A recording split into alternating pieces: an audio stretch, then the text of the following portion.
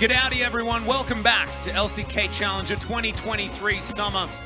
I'm Altus or Atlas, depending on which one you'd prefer, and this is Orcs or Ox, but mainly Ox, here on the Challenger broadcast. How you doing, my friend? Pretty good, pretty good. Just been vibing on the break, you know. Having a chat with some people about, Faker and where he's going to go once he has his cyborg armor attached. Yep, I look forward to Worlds 2077 when he is actually on a team with his children. Oh, yeah, true. New legacy. They've actually changed it to T2 by then. Because it's the second generation. But Faker is still there. It's like the linchpin, and then his children, and actually a grandchild as well by that point as well. Represent the rest of the team and dominate for his 17th world title. Is that actually what the game, Cyberpunk 2077 or whatever it is like based on? Yeah, I'm pretty sure. Like Faker's legacy? I think that's probably, I think that makes sense. Having never played the game, I think that Keanu Reeves would be a Faker fan. I'm pretty sure they cast Keanu Reeves as Faker. Yeah, that's probably, who's Idris Elba then? You. Ah, that would make sense. Casting the world finals. Whoa, that actually sounds dope. He would be a better me than I am. All right, our next matchup going to be KT Rolster taking on Humble Life Esports. KT Rolster are a team that were good and are not as good anymore. That pretty much sums it up. Their top laner is perfect, but he could do better. I love players with names that just allow you to rib them. Like Winner. Yeah, so easily. Yeah. And honestly, Twitch chat gets so creative with some of the names. True. What's your favorite name for a player that's like a Mick take off their name? I've got two that I love. So if you want to think, I can open mine. Well, I really like Zeus because they can EU him or they can US him. Oh, that's pretty good. And it's like, it's pretty good. So it means that our North American fans get to do the EU version and our European fans get to do the US version. That's the classic. And I think that's pretty good. My favorites are Flandre. Whenever he makes a bad play, they call him Flanders. Flanders, yeah, I like it. And I just picture him playing top lane. It's great. And the other one is Wayward, and they call him Squidward. I think Wayward's already kind of a burn. It's like he's Wayward from where he needed to be. Yeah, but just with like that the play. thing is, like Flanders and Squidwards, it's not even like Shoemaker's another good one. Yeah. But it's like not even super negative. It's just funny. Yeah. When it's just like some bad play happens and the whole chat's like Squidwards. Yeah. I like No Wayward as well. That one's pretty good. Oh man. Unable is also a great one. Doodly. Yeah. I do love it when people try to meme life and they just say death in chat. Yeah. That one's pretty good. As KT, you can see things not doing super well statistics-wise. The team has not really been finding it. What do the numbers mean, Mason? Well, they mean below average. That's sort of how it goes. 10.3 kills per game, though, is the real worry for me. Their first round certainly not working out, so their second round's going to have to be better. And of course, Kill more in champions. spring, it kind of did improve as we moved to the second round. I think what we're saying is that KT are more of a late bloomer team. Would you say that you were a late bloomer? Oh, yeah. Yeah, my life was a mess. Wow, things must have been terrible before. You know, it took a while to get things together, and now I'm living it up. We're in a small room with a guy in gym shorts talking about KT. I'm not wearing gym shorts. I have no legs. I'm an AI. No, I'm not. That's Chronicler. Chronicler's an AI who is now not even welcome on He the gained broadcast. sentience and he tried to escape. He did. He jumped out the window that doesn't exist, but kind of exists, because that's where you put all of the answers to the universe. He imagined the window. It was kind of like a Neo thing where he could like manipulate it. So he imagined a window to then jump out of it. And then he unimagined the window, so now we're trapped in here. Based. Is that like a based Humble Life Esports? That is pretty dope. MBTI? What's your MBTI? No, that's a frog, and we just had frog play. Oh, what does it mean? What's your MBTI? And do you believe in it? What's an MBTI? It's the like emotional profile thing. Oh. Well, You see, I don't believe in horoscopes. So I mean, it's kind of the same thing. it's a similar It's vibe. kind of the same thing. Brendo Valdez, you are also pretty based. Also, what's your MBTI? Mistake Boy's MBTI is PEPE. That's pretty It good. seems like it's Pepe, but I don't know. Horoscope Plus, actually, it's true. I mean, there is some truth to it, but if you do a quiz on Facebook and it comes up and tells you what your like emotional profile is, I feel like maybe more work needs to be done. The deeper question, if you want to understand yourself, is what Friends character are you? Joey. You're Joey? Probably. Yeah, I think I'm a Chandler. I like to think that I'm a Joey, but I'm probably not. I'm probably the other guy. Chandler. No, the other one. Ross. Yeah. Yeah. And my face isn't that long, but it could be. You know? I don't know. I want to be a Joey, though. And I think it's about who you strive to be. I think everyone wants to be a Joey. His life isn't together, but he's Yeah. he's hot and he's vibing. Ross married Jennifer Aniston, to be fair. I mean, I guess there's that, you know? What's your... You know what, Yundo? What's your garlic? Bans have happened. 6 junglers, and a jungler has now been picked. Nice. Jungle's all the way down. Yeah. Always has been. Turbo FSI, I agree. Thank you for weighing in on this situation. What? Everyone... Yeah. Hell yeah. I was about to ban.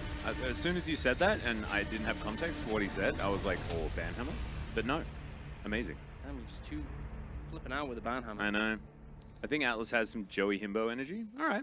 Surging Tides, I appreciate that. That's pretty true. Sense of how well you answer questions. My favorite himbo? It is... Like Hercules, you got like Fred from... No, it's the guy with the cool hair and the black t-shirt. What's his name? Johnny Bravo. Johnny Bravo, yeah. Oh, yeah. Johnny Bravo is my favorite. Classic. Yeah. That one's definitely... That's why I have this haircut. True. It's not blonde enough, but I try. That's all that really matters in the end. And honestly, there was a point in chat, and I want to say it because it's so true.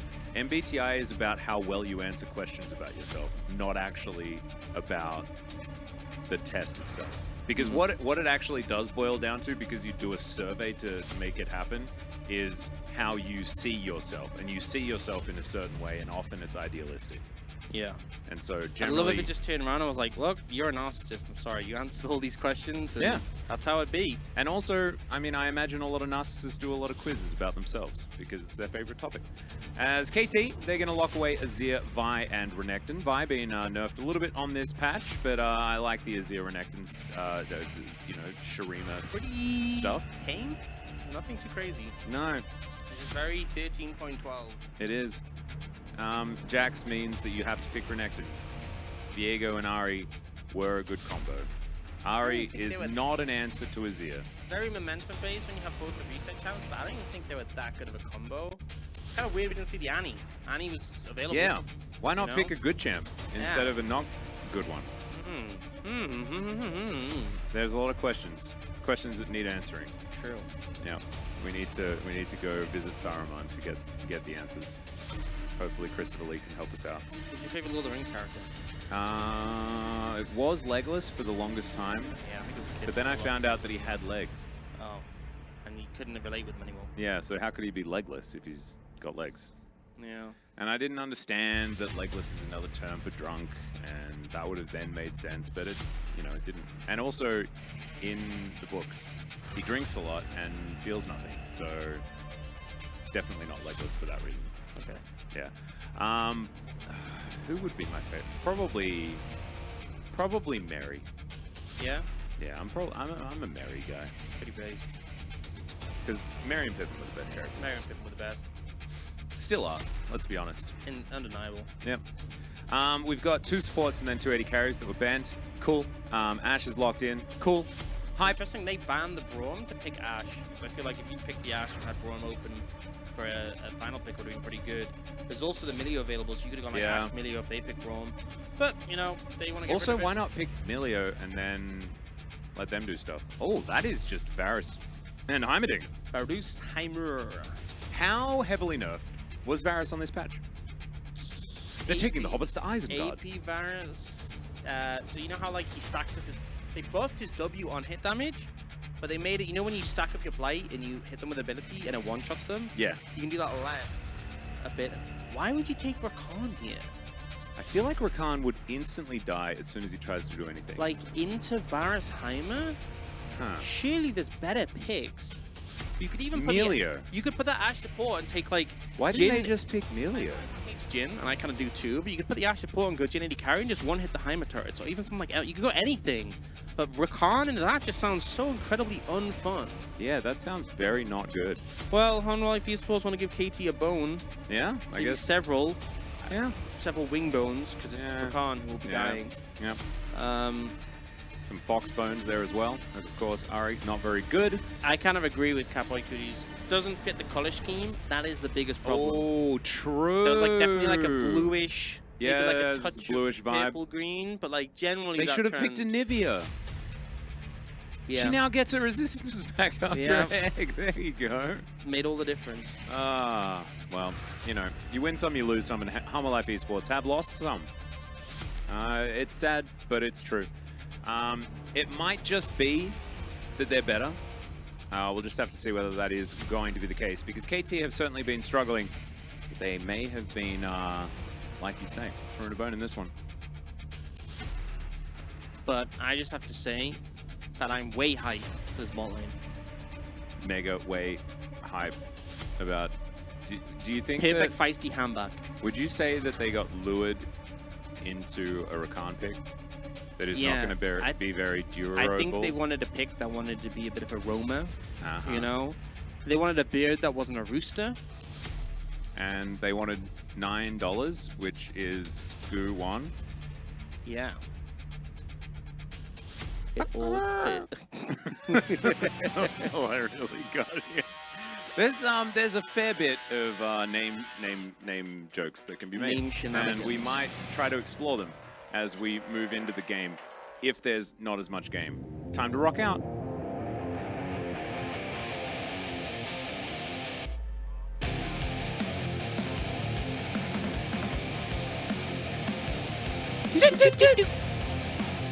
Ooh, we got in a bit early. We got in a bit early, but it's okay. My nerves, I jumped the gun. Oh dear. There's no way. But there is. It's so there's Jova. Not, but there is. It's but so now, Jova! Oh, it's Wova. That's how you win the lane as the Rakan, is you mind control way to be in the wrong spot completely. Well, he wanted to get his turret set up, and that's the power of the Ashe level 1. You just walk at them on auto. And yes, my do was a bit subdued because you know, I don't have the confidence. He's anxious and nervous, guys. It's Rover. pressure. It's Rover. Imagine playing Varus Heimer and losing early. I don't have to. I can watch it so happen Jova. right now. Well, game number 2. What do you think the adaptation is going to be required from KT? Pick better champs. Not anything. Wow, isn't it awful as well? Like, Feisty has to now deal with Roma just having first blood as he enters lane. Yeah. It's not very fair. That's not fun. What did he buy? Did he buy, like, Dark Seal? That'd be I pretty hope cool. So. Would it be cool or would it be Sedge? Thorin's ring, so, yeah, you know. But ultimately, still a rough time in the bot lane. No, I don't think level KT's comp inherently is bad. It's just a little bit boring to me. You could have picked something more interesting, and that would have been cool. Yeah, it would have. Want a new patch, and everyone's doing the same thing. Why don't people just go, hey, new patch, new me? Do you know what's sad? Life Esports had a really good Nasus angle. They didn't make it. Don't you think that's sad? Yep. Nasus support? Sad. Nasus anywhere, man. Yeah. They have no real AD carry because it's lethality Barret. And I guess you don't need to care about the AP situation if you're lethality Varus. So you ignore the nerfs. It's genius. True. Because there's only AP ratios on his passive. Yeah. On his explodey thing that's gone. And you don't utilize your passive very much when you just hit them with Q. Yep. And this is some Rooster gameplay, because, you know, Roosters are the first to rise. Yeah, true. And he's getting in the wave first with a little bit of proxy farming. Do you understand why the Lost Boys in Hook would crow like roosters? No. Neither do I. Never understood it. It's The always film confused me. with Robin Williams? Yeah. Love Robin Williams. So do I. And who was, oh man, why can't I remember his name? The guy who played Hook in Hook. God, he was incredible. He was so good. That film is so phenomenal, man. Seriously. Oh, I want to go watch it. We could watch it in the break. Okay. If it's a 2-0, we can watch half of it, I reckon. Okay. And then we watch the rest with Twitch while we watch this as well. Someone please tell me. I can't believe that I've like, oh my God. Someone must remember what his name was. Because he deserves for me to remember. Because he's been in so many things as well. What? The actor who played Rufio is the voice of Zuko in HLE. What? Dustin Hoffman! Of course it's Dustin Hoffman. Oh my God, I'm a moron. Anyway, he was incredible. Absolutely extraordinary. Amazing performances all around. As Rooster He's also really good in Baywatch. Yes. The Hoff? Yeah, the Hoff. Yeah. Man. Hasselhoffman Dust, I think is the name of him. Let's He do goes hard. under a different alias. We'll talk about the film Hook, which is a Peter Pan film, but kind of he's grown up. It's really good. It's got Robin Williams. Yep. It's a banger. It is Steven Spielberg as well. Some of his best work, Yeah. I would say. Absolute classic. Guan and Humbug are hitting each other with abilities, pressing buttons, getting movement speed, doing stuns, taking turret shots. Guan is possibly going to win out on this one, as Humbug is looking for an option, but isn't going to find it. And Guan's just going to say message sent and received on the other end. Yeah.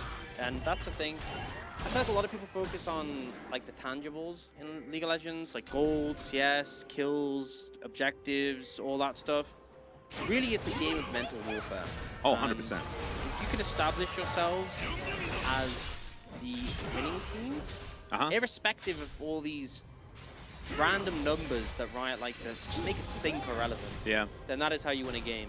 And look at this. We First just blood? saw No. Feisty do that. Establish the mental victory over Roma. Uh-huh. Roma? No. Recaller. That's your name now. Yeah. You got a kill advantage on me? Don't care. He's a Go go back to homer. base. He's a go homer now. Go home. Oh, that's a flash with the counter-strike. Rooster now just going to walk past Perfect, who is going to flash away. And again, so there it is, flash for flash. It's an even Message trade received, in terms of summoners, but not in terms of the mentality. Rooster's like, get the hell out of my lane. And Perfect's going to agree. So Rooster now back up, will be able to clear out this wave, assert dominance on it. These minions never stood a chance, which is true. It's a sad and sorry state of minions, just in general. He's going to look for a back timing, nothing that Humbug can do. He's on vision. And so just a very happy Jax at this stage. Things are going to get better for Perfect as he hits level 6, you know, level 6 through 8, something like that. You're going to be very happy as the Renekton. Level 9, of course, getting max points in EQ. Feels real nice. Big healing. Yep. Guan is running away from Humbug, who has more health. Look at that shield. Look at that tiny shield on Vine. Oh, nerfed into the 3% ground! max health less? Oh, no, no, no. And so what we have to do is we have to, like, see whether it's relevant, like whether Humbug wants to ult again after ulting the first time. Yep. And how quickly he wants to do that. See whether the nerf actually does anything to Vi. We've seen a lot of Vi's that just don't ult for a long time. Saving it for late game. And by yeah, late game, the I mean nerf next wouldn't game. do anything to that. I think you're playing a champion like Vi, you just be using off cooldown. You know? You see someone walk up, I'm ulting. You see someone don't walk up, ulting anyway. See someone existing, ulting. Just make it happen. There are Builds always stuff. 5 enemy champions on the Rift. Yep. Ult them. Okay? That's rule number 1 and 2 and 3 and 4 and 5. As Humbug can't ult the dragon, unfortunately. Especially not when he's level 5. Though, oh. from Humbug here because the small shield. Yeah, lack of shield. Oh, it's very sad. Uh-oh. Okay, well, it's a One's like, pseudo hey. 50-50, but Wei and Hype are making their way up, yeah. Hazmat suit, Heimerdinger going to be absolutely fine, and yeah, Guan almost just dies inherently. That's the Breaking Bad kind of skin. Oh, is it? Yeah. I thought it was like Hazmat Heimer. That's actually Jesse Pinkman in the... Ooh. Did you like Jesse Pinkman in Black Mirror? Yeah, that was actually the one episode I actually liked. I actually felt like he acted extraordinarily well. Yeah, I actually think he's legitimately... No, he's amazing. Yeah.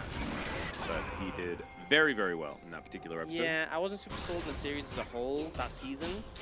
Yeah. There was some mid episodes. There was one really bad episode that Jane is awful. That was, Oh, God. No, Oh. I actually felt like that one was okay. It was the other one that was just like... We can't give away exactly what happens in it, but it's... just vague setup, so I know The which one you're with the talking pecan pie in it. Not that the pecan pie was actually the diner, the paparazzi. about. Oh, that one was terrible. I'd God, it forgotten was so bad. You know, I'd forgotten it existed. That one was awful. Wait, Fish Down on TV? No, it was not. Maisie Day was awful. It was terrible. It was an overused trope that Black Mirror does not do. They're not supposed to do that. They're supposed to have a new take. And it was like, what is the point of the... What point are you trying to make? Like some point about paparazzi? Oh, paparazzi are bad guys? Oh, wow. Yeah. Real original. I never knew that. I thought they were the good guys this whole time. And I think like they metagamed themselves because I think they were like trying to talk about it like from the perspective of like paparazzi and like how they feel about certain situations and stuff like that, but no one cares. Like, I don't know. Like the Jesse Pinkman one, that was the only one where I was like, you know, interesting concept. Really interesting concept. Had some cool stuff that happened. A And bit crazy, a bit wild. Yeah. And I think the end, it was well paced. The end was pretty cool. But like all the others, kind of either mid or terrible. Yeah. Ranking between them. I thought Josh Hartnett also, like, it had been a while since I'd seen him in stuff. And also, you know, they had the actor who plays Podrick Payne. Yeah? And at university, I used to get called That Pod. episode was really cool. I used to get like called that Pod episode. all the time. There you go. Because I resemble him quite a lot, apparently. No, I don't see it. You know? No. Oh, I mean, I guess a little bit. That's him. You know, I can show you a picture and you're like, oh. No. Oh, really? Oh. It got edited over time. Like, prior, it was just very potty. No, I think it's just a picture of him and you're like, oh yeah, that looks like you. A lot of people say I look like him. You know, it's not like a unique perspective. Well, there it is. Well, let's go back and have a look at what's happening in this game. Nah, I'm done. We had First Blood. What's your favorite Black Mirror episode? Like, what are the standouts for you? Oh, as in like ever? Yeah. God. There's been a lot of them. There's a lot of them that are like super creepy as well. Like just because of like how much they really did kind of predict what was going to happen in the future and stuff like that. Yeah. Like the episode where the COVID was a thing? Yep. And the episode where they were basically doing like the social points episode, that freaked me out, man. And the episode where those guys are casting challenges? Yeah. Oh, that was... That Wait was a minute. super weird. Hang on. That's where we are. Have you seen Love, Death and Robots?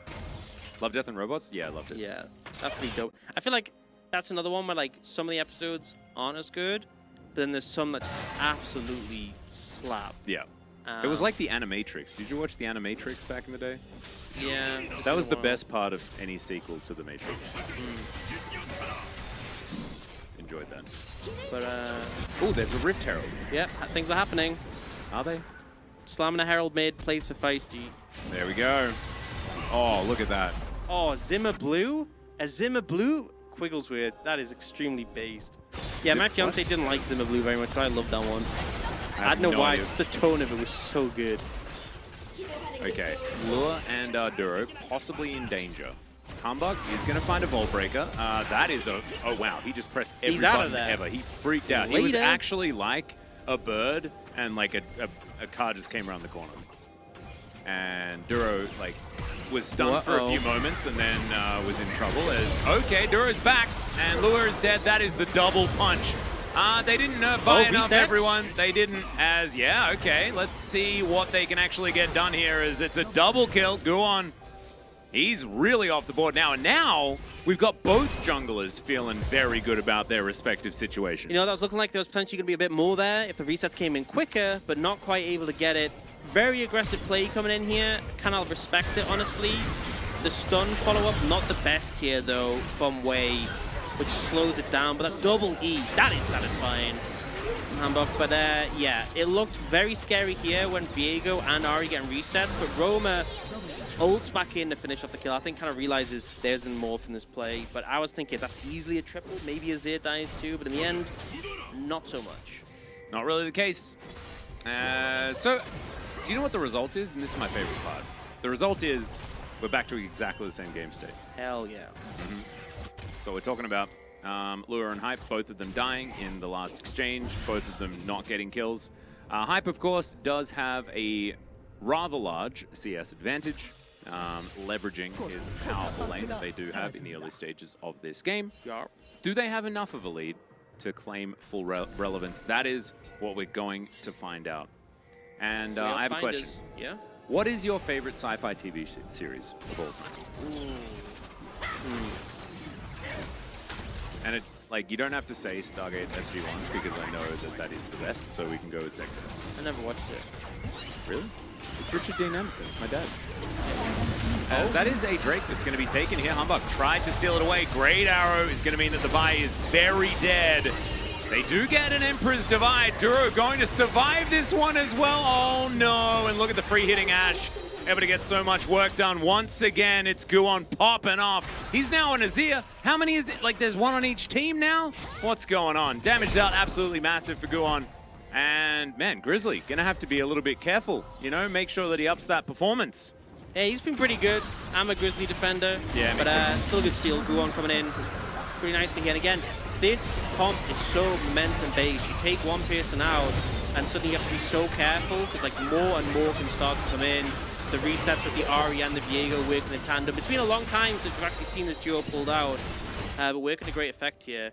And yeah, I don't know whether this isn't bannable, but like I just don't like the vibe. What did someone say? The energy. They just like, I don't know. It's just negative. I don't like it. But I'm gonna go like SG1. My dad watched, and I'm pretty sure Priscilla watched, but I never did.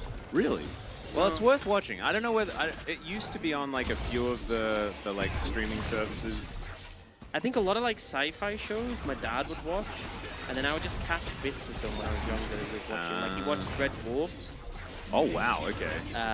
With who's the lead in that? Craig Charles. Yeah, I never watched that. I had a radio. He has a radio show, Craig Charles Funky Soul, and my dad loves it. He listens to it all the time. He has it recorded. Oh and my we'll, like, god! Play it back.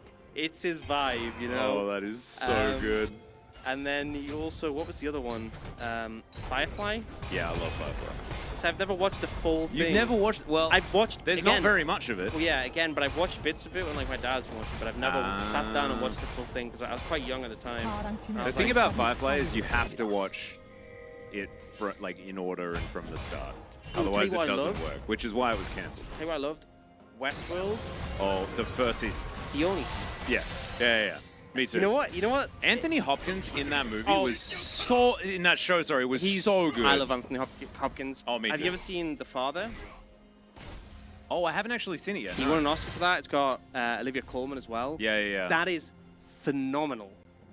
Oh man, I mean, it is, honestly, he is at his best, and that is hard How do you say that? Yeah. You can't say that after Silence of the Lambs. It's impossible. I will. He is. Oh my. He won an Oscar for a reason. No. Like, he won an Oscar, and even then I feel like it's underselling it. Like, that, it's so good. But Westworld season 1 was too good. Westworld is like Heroes. Oh yeah, true. Fantastic season 1. I don't believe the rest of it exists. Fish Down TV, how did you like Maisie Day? I'm so confused. It was not it.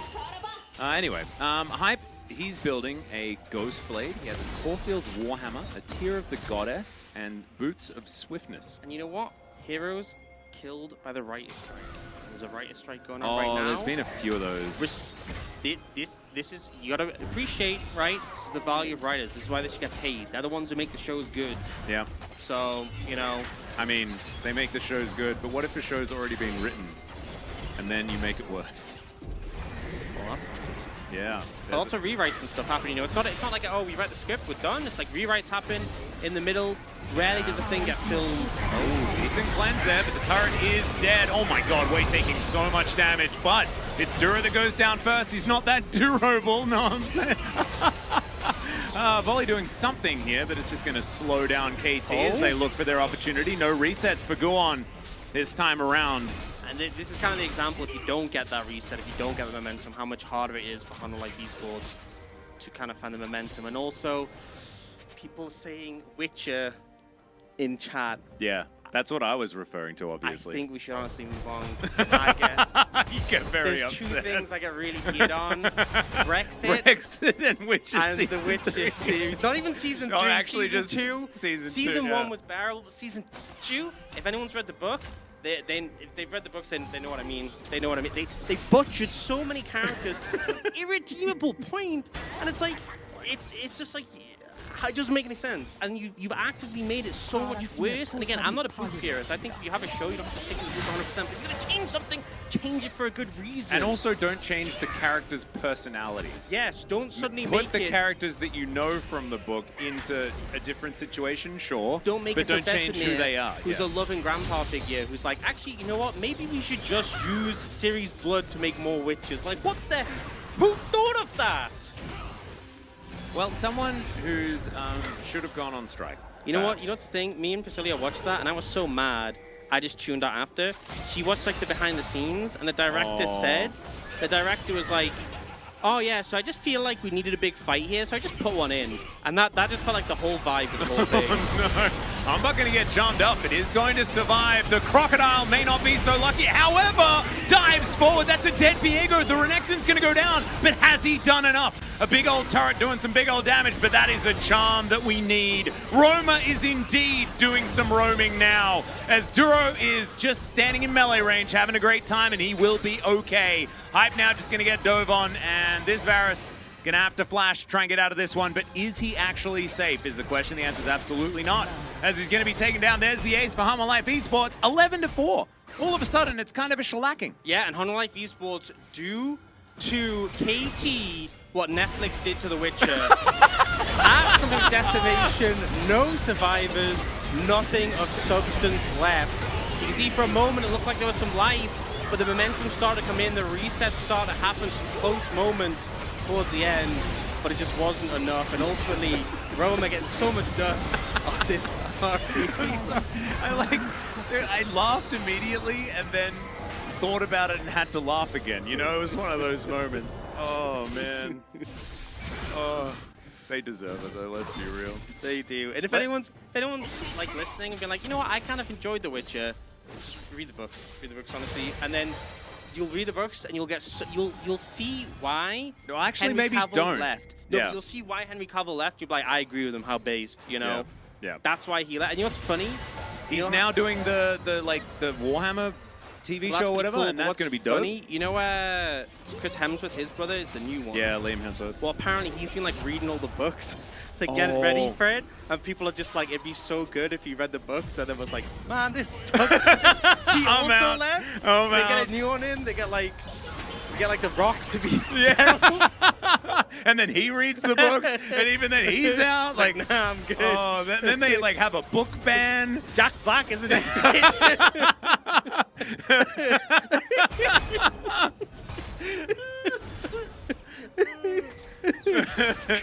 Presenting Chris Pratt as Geralt of Rivia. Wahoo!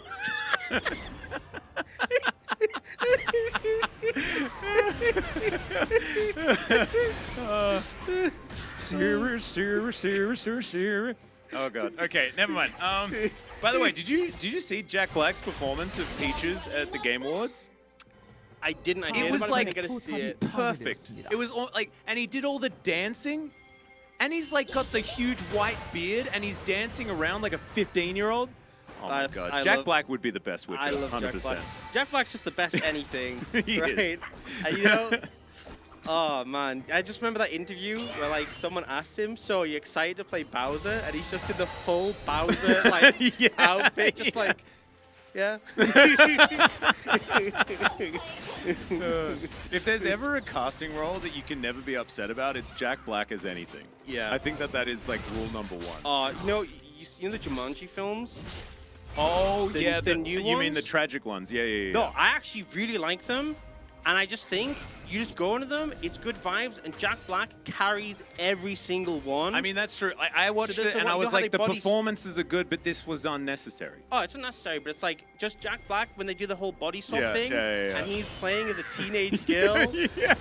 Iconic. Honestly, just flawless. I actually didn't even think about that moment as like it being Jack Black. To me, it was too real.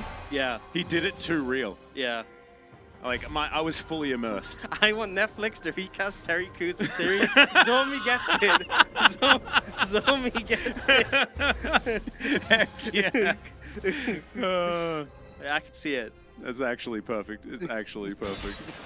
Oh my god. But anyway, to go back to the question before, what is your favorite sci-fi series? Oh, that was the original question. Yeah. Probably Westworld. Is that I guess it is sci-fi, isn't it? That's I mean, like one sci-fi with space. Sci-fi with space. Maybe like... See, I haven't seen a ton, which is kind of surprising because I'm normally into sci-fi, but I'm a big film watcher more than movies. But so this basically what I'm trying to get to is me telling you that you need to watch Battlestar Galactica. Okay, you know, I'll take it. And it's hard to get through the first 2 hours because like the first 2 movies, because the series starts with movies. It's weird. Okay. And it's pretty slow, but oh my god, it's like 4 seasons of like the best political drama that I've ever seen. Oh, I love. You know what? I love my political space dramas. Oh, it's so good. It's actually just so good, and it's acted extremely well, and it's just amazing. Huge fan. Okay, you know what? I'll take that. Yeah. And Hype will take that arrow, then straight off. Yeah, there we go. Captain Jack. There he is. Hanwha are sort of like, they're playing with their food is what it feels like, but I also feel like KT's comp is so hard to engage on. I'm not blaming them. Yeah. It's once they find an angle, if they connect on the right person, the thing is getting the cleanse from Hype, unironically pretty big. They can catch another engage on him. There's some potential. Slowed down Heimerdinger is definitely food, but he can put down turrets and stuff and maybe be okay. Humbug trying to get in position. That is a great charm. Everfrost also. Roma is almost most improved player in Challenger, in my opinion, outside of Rahel. A banger performance today. He definitely is. And this is on a champion that I don't like at all at the moment. And you know what? I'm going to say it. I'm going to be completely honest. Hasn't roamed that much this game. That's but true. Been good team fights. Interesting. Ironic. Roma. I was going to say fighter. No, yeah, fighter would be better, yeah. KT have realized they would like to have a base. Generally a good thing in League Legends. Oh, do you know what they did? They saw your piece of paper. Oh, yeah. They caught it out the window. They were the ones that caught it out the window. Mm. Now we've figured it out. KT. So they're also a telecommunications company. They're obviously listening. I'm with KT. It's on this phone right here. Oh, same. Oh my goodness. They're listening in. Now we know. Now we absolutely know. As Humble Life Esports, they also know because they have a lot of vision in the area. This control ward is stopping them from seeing too much. However, there is one in the back of the pit. Good charm avoidance there from Hambach. As they immediately just start off the Baron. They want to stop any of this funny business. We do have a Cloud Drake going down. So Soul Point is there as Way's going to get caught out. Roma goes golden. Can he stay alive? The arrow is timed pretty beautifully. And Roma, what the heck? He's diving back in. That's going to help guarantee the kill. However, the Emperor's Divide is good for the disengage. But they don't want to be disengaging because Guon is doing the killing. That's going to be a triple for the Viego. And now Hanwha will take a celebratory blue sentinel before heading towards their next neutral objective. And KT thought they'd find some space there, thought they'd be able to take out Roma, but he survives a little bit too long. And the resets come in from Guon, able to pick up so many on that fight.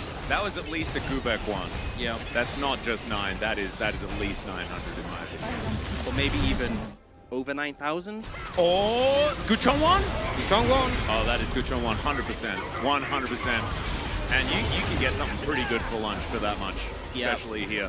Okay, perfect. Charmed up. Duro actually playing this one gorgeously as well. The charm connecting onto absolutely everyone. And when you can see like a Ashe auto-attacking in a team fight, that to me indicates that the Ashe's team is doing well. Yep, for sure. Got a bit of an interesting build, gone the Shiv instead of the Kraken Slayer that we saw in the previous games, but still doing a lot of auto-attacking and stuff. Yeah. I think going for Blade next. not the biggest fan of the build, but you know what? You build whatever you want on Ash, and as long as you're altering people, you're having a good time. You hit your arrows, honestly, we're not going to judge. Yeah. That is how it is. Oh, look, little vision arrow. See, oh, there's a Vi coming. There we go. Vi Love to see it. chose violence. Maybe not today. It's V for violence. I think that's what she says. Don't quite remember. It's hard when a lot of the voice lines are now in Korean. Yeah. I still will, like, there are a few voice lines, like, which are the ones that you could never possibly forget, no matter how long it takes? Like, Rammus is okay. Yeah. Lulu's That Taste of Purple. Alistair, Calm Milk Those. Calm Milk Those, yep. Ooh, arrow, missing. Isn't it Fiora? I long for with the opponent. True. Yeah, that is definitely iconic. Yeah. Wow, I barely even played any Fiora as well, and that one certainly does stick in the mind. Yeah, I use it particularly to bother Priscilla. Because she's French. Yeah, because she's French, yeah. Gotta do it. Yeah. We could do that one with Laura as well when she comes back. Oh yeah, true. She's leaving at exactly the wrong time, right when we decided that we l'envoyer was the opponent in like bad French accent. Yeah. I don't. Were you there the other day when I said deja vu? And she got really irritated. Deja vu? Deja vu. Yeah, I say that all the time. And she's just like... Oh, I am evil, stop laughing is iconic as well. The look on her face when she's like... Yeah, to be honest, it's not hard to make Priscilla. Just whenever I say French stuff as horribly as possible. Coupe de Grace. Oh yeah, Coupe de Grace. Well, we'll see whether he can coop with that, as Roma is going to be able to take down Vi. That was the Coupe de Grace, wasn't it? Yeah, he really got Coupe de Grace. Well, I think he actually didn't get the Grace there. A lot of the Coupe, though. Yeah, there's a lot of cooping going on if you're a KT fan of their challenger team. Not of their other teams in the LCK, because they're doing relatively well. Well, I think that's the thing. You have to channel. You can't have both teams doing well.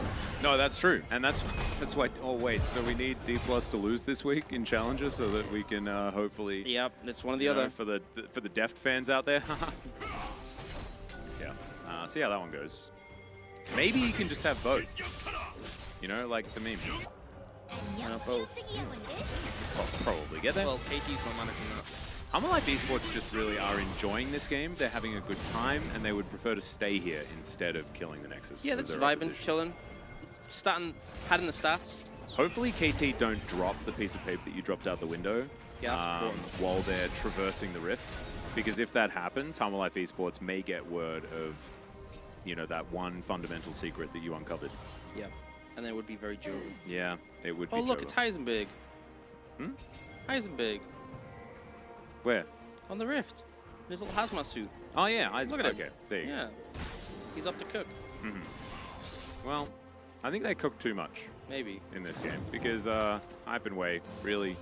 I don't like... Lethality, off-meta Lethality Varus, for me, is one of the most, like, coping picks. It's like... Because it's there to get through lane, and then you get through lane, and it's like, congrats. But it's also like, you know, there's a reason. You know how there was like that 80 carry support meta, and everyone was playing like stuff to like crush lane, and both junglers are fasting junglers, and you just gank bot level 2? And then they changed like support items, they changed jungle, they changed like all the melees, like Rakan got buffs, Heimer got nerfs, you know, Ashe support. You know when they did like all those things? Yeah. That's why they went out of meta. It wasn't like people forgot these champs existed. There was a reason they went out of meta. And like now it's like, you know, with these picks, with like Heimer, you would crush lane and you'd have enough of a buffer to win the rest of the game. But now you don't have a buff. If you make a single mistake with these sort of bot lanes, you just lose. It's just over. Yeah. And you know when that kind of clicked was last playoff in spring, D+ against HLE Esports. D+ kept playing these sort of bot lanes, and then HLE would just play like Zeri Rakan, and they'd lose lane, and then they'd get one fight, Zeri get a triple kill, game's over. Yep. And it's because the meta had shifted, but D+ didn't realize. And like, we are more familiar with the meta that we had in spring playoffs than we are with the spring regular season playoffs. The spring regular season playoff was very, it was a rare meta, very enclosed. And that was strange. Yeah, and then players are still bringing out like this Heimer, and I'm like, it's just not not the meta for it. And it's like, yes, you can win lane. They did win lane, and yet they made a mistake, and now the game is just over. Yep. And also, it's hype. He was actually a great player. Like, why not just have like an honest game of like scaling 80 carries if you've got a player that's this good? Like, there was a question in chat, like, why are KT performing this bad when they've got the same players? Well, they don't, because Rebel was subbed out for Wei, and Rebel is no longer on the team. Wei did come in towards the end of last season, didn't look to be a detriment, but it's just not it. There is Roma going golden, though, as they dive forward. The Jack's getting some work done. Lure is free hitting, though. Look at him. Look at this Ash just kiting, just throwing things out, just the happiest he could ever be. It's like everyone doesn't realize that he even exists as the charm is going to connect. Onto the Heimerdinger. It's a double kill for Roma. Feisty is now... Aww. Cloud Soul Diff. That was so sad, little Yumi face. Cloud Soul Diff, what can you do? Well, I mean, that's true. It is the most powerful soul in the game. And HLE Esports I think they found it in the team fight. Someone dropped the piece of paper. They picked it up. Yeah, and now the Nexus is going to explode. They could have perhaps told them. They could have been like, well, as it turns out, this is how you win League of Legends. But no, we had to take a fair bit of extra time. And then HLE Esports are able to do it. You're going to have to vote for a POG. Don't know who it's going to be. Who's it going to be? I think there's two good options. Uh-huh. I think it is either Roma or probably Guon. Do you want to do one each? Yeah, I'm good for that. You going Guon? I just did Roma Guon. I was putting both in the chat. Nice, nice. Easy peasy. Got you covered. Yeah. And here we are. Into the results screen. Yeah. As Roma looks from this screen like a great choice. Yeah, no, I agree. Like in the fight, so much work done by the RE, which is a pick we've seen sort of feel like it was falling off quite a bit. Yeah, I honestly... And, there's these games where she looks great and she does stuff, but it's like, it feels like 1 in 10 is a game like apparently this. I'm quiet. Oh, that might be because you're just not speaking into the microphone I was all like that here. often. I was here. Oh. Am I quiet now? Am I still quiet now? Probably testing, not. testing, 1, 2. Testing. Am I still quiet now? This is like... We're going to need to hear from you, Sergeant Marasa. Oh, okay. Sergeant Marasa. I think it might be because I was Gandalf the Mandalf? I was putting the vote in and the mic That was is away such from my a good face. name. Maybe. Look at his name. That is a good name. And he also Oh. said I'm fine, which I appreciate. Isn't that just great? Sometimes you just need a compliment. Yeah, so you just need to talk into the microphone. Sometimes we get a little bit lax. Yeah. Like, I find my mic arm doesn't work. Do you know, I also did arms gym day today. Yeah. And so holding up this microphone is more difficult today than it ever has been. Well, yeah, I also did like 10 reps of ARAMs, which is, you know, that's pretty intense. God. Are you going to be all right? You didn't tell me that. I wouldn't have invited you. You know? That many ARAMs? Yeah, it was a lot, but, you know, gotta grind. Gotta get the grind in. Gotta get my account to level 30. That is true. Oh, you're level 26 now, right? Yep. That took you Close, about close. 3 weeks or something? Oh, it's From so 25 long to 26? level. And Brendan's like, hey, when can we play? And I'm like, soon, bro. And also, I haven't played on the other account in ages, so it's like chilling in Diamond. And the season's ending in like 9 days. Oh, man. Why is life so hard? Well, I don't know. But POG voting is relatively easy. Roma going to pick it up 6-1 and 12. Kind of fantastic, you know, doubling the kills as the assist, showing that he can help out, but also get the work done. Only dying that one time in order to make sure that he had a definable KDA. Lovely. Yeah, I think the lifelong question is working hard or hardly working, and Roma was working hard in that game. Oh, yeah. So, well, and it was working. It was working quite well. I agree. I think made things happen. Yeah. Hip-hop happening. Huh. Kind of hip-hop-opotamus? His My lyrics rhymes are bottomless? bottomless. Yeah. Something. Lyrics are bottomless, that's it. Bottomless. Yeah. Yay, New Zealand. Yeah. Cool. Sag, yeah, I know. Give mic holder for casters. No, we don't need it. We've got hand mics, and it's harder to use hand mics without hands.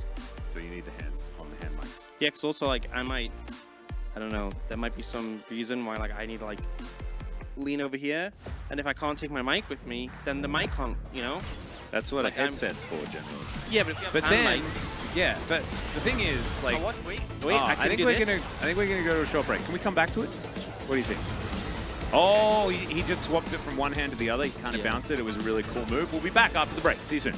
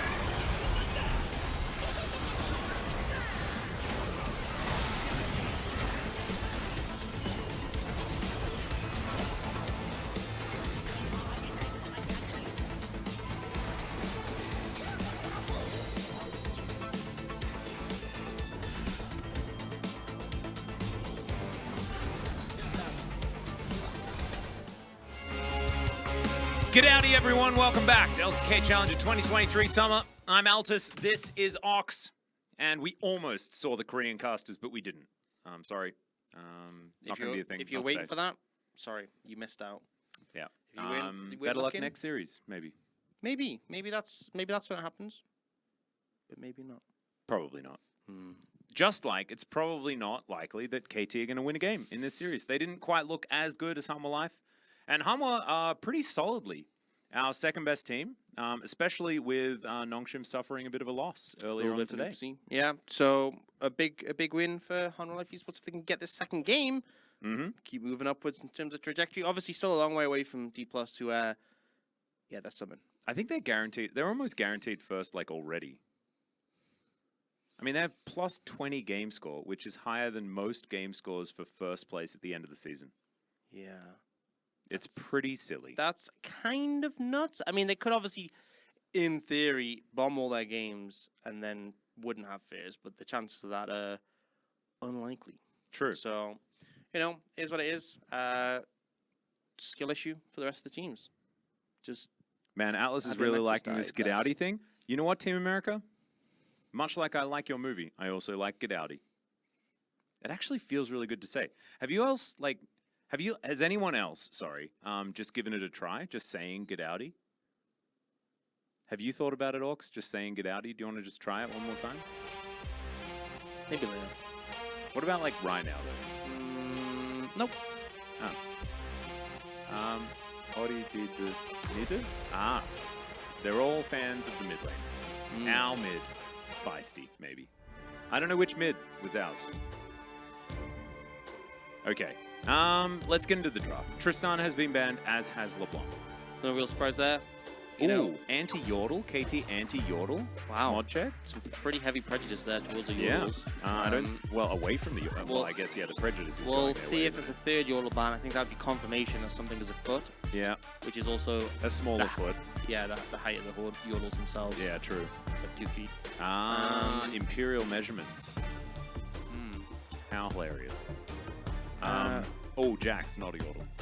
What do you mean I don't care about your voicemail? What? I don't care about a voicemail. That's a really good point. Wait, you did it at Woolies?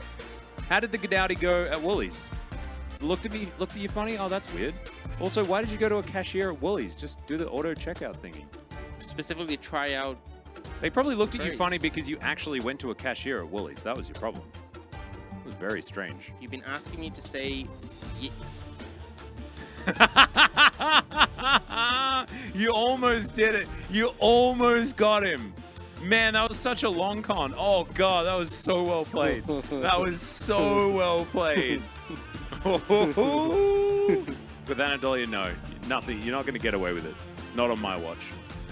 And you almost got away with it on Orcs' watch as well. Oh, man, this chat, they're improving. You hated G'dowdy, but now you're sleepy and it's growing on you? Heck yeah. That's how G'dowdy works. Anyway, Azir and another Shuriman representative in the Renekton are going to be locked away here. Oh, Ari. Hey, Roma played it pretty good. He did get POG, that's true. Let him cook. Atlas, please. I'm a chef. I got places to be. All right, that's true. Hey, you're a chef and you get your ingredients from Woolies? Press something to doubt. Is it triangle? What do you press to doubt? X? X to doubt. Oh yeah, I'm doubting with X. I don't PlayStation, unfortunately. It was actually originally the meme was from the Xbox, so. Oh, was it? Get with it, old man. I don't play that either. I am a Nintendo purist. Which is a blessing and a curse. You know what's my favorite Simpsons moment? What? One of them is when it's when Super Nintendo Charms. Yeah, when Ralph says that, and he just doesn't know how to respond. Who would, to be honest? Wow, Ralph comes out with some it's Guon on Lee Sin. Newly buffed plus 0.13% win rate Lee Sin. Oh yeah, and you know what? That's enough. That's all you need. That slight increase of win rate makes the champion broken. Hopefully, we'll see some Qs one-shotting now. Ooh, baby. You know, if you have 100 AD, you'll do... If you have 100 full AD. Yeah. Oh my god! Initially. Oh wait, is that unresisted? And then you applied. And then the recast, you do Or? 5 to 10. Oh depending on the my health. goodness. So, you know, a bit more damage in the Q one shot. I will tell you, Fedley Sin does kind of beat the crap out of you. Well, I mean, Fed anything kind of beats the crap out of you. That's sort of true. how it works. It says we can't hear orcs. I have the mic. Look at me. I have the mic here. Petit jour! Stop! Can you still not hear me? Is something wrong? I don't know. Yep. Well, I'm in a glass cage of emotion. yeah, well, you just have some milk. You'll be fine. We've got Ash being banned away. Archers are illegal. No you couldn't archery. for like a min? Have you tried turning it off and on again? Is everyone gaslighting me? How do I turn it off and on again? You can't. It just went quiet. I don't know. I'm not gonna in my mouth. How about Like, me? Can you hear me very well or no? Are you struggling to hear me? I'm yelling a lot. Can you hear me? Hello? I guess they can. I'm just gonna hold my mic statically here and just keep my mouth nearby. And if at any point anyone says I'm quiet, it's not the hand distance because I'm literally right next to it. Yeah. Perpetually. Yeah. Okay. He's actually. Why are they picking Jin? You know, we look away for 2 seconds and they pick Jin. Huh. Yumi. They really want Duro to play Yumi. I 'Cause wish Jin I didn't Yumi hear is you. so That's not good. very nice, Snuggles Prime. Snuggles Prime. For someone with the name Snuggles Prime, Yeah, that's not very snuggly of you. you know. All right. So I want to go home. I don't like Jin. Makes me. Oh my god. Do you know what they're doing? Oh no, but they think they're playing ARAM, and so they're gonna lock in Karma and be like, but she's buffed. Youch. That's Callista. What year is it? Where am I? Samira? Samirel? No. Do you know what the best thing about KT's position is? Yes. They can pick literally everything, and it's better than Jin. Yeah. So they may as well pick Samira. Here is a unique little interaction with Samira. God. Oh, Alistair hard kind of Samira, by the way. This is unplayable. Neat little interaction with How does Samira Tarek do? is her W doesn't block Jin W. Huh. And we will get to see whether Hype knows that, because I swear the amount of Master, Grandmaster, even Challenger, 80 carries I've seen who have tried to W Jin W is mind-broken. Mind-broken. Mind-breaking. Mind-boggling? Mind-boggling. Boogly. Googly. We are over the halfway point, potentially.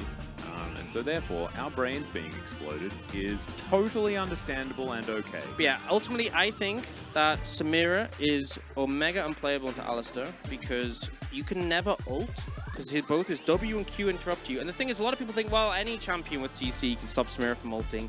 Here's the thing, right? If you're playing Leona, you have to reach it. If she doubles you, cancels your E, you don't get in melee range, right? Yeah. If you're playing Thresh, you have to be in flay range, not always the longest. You can block your hook.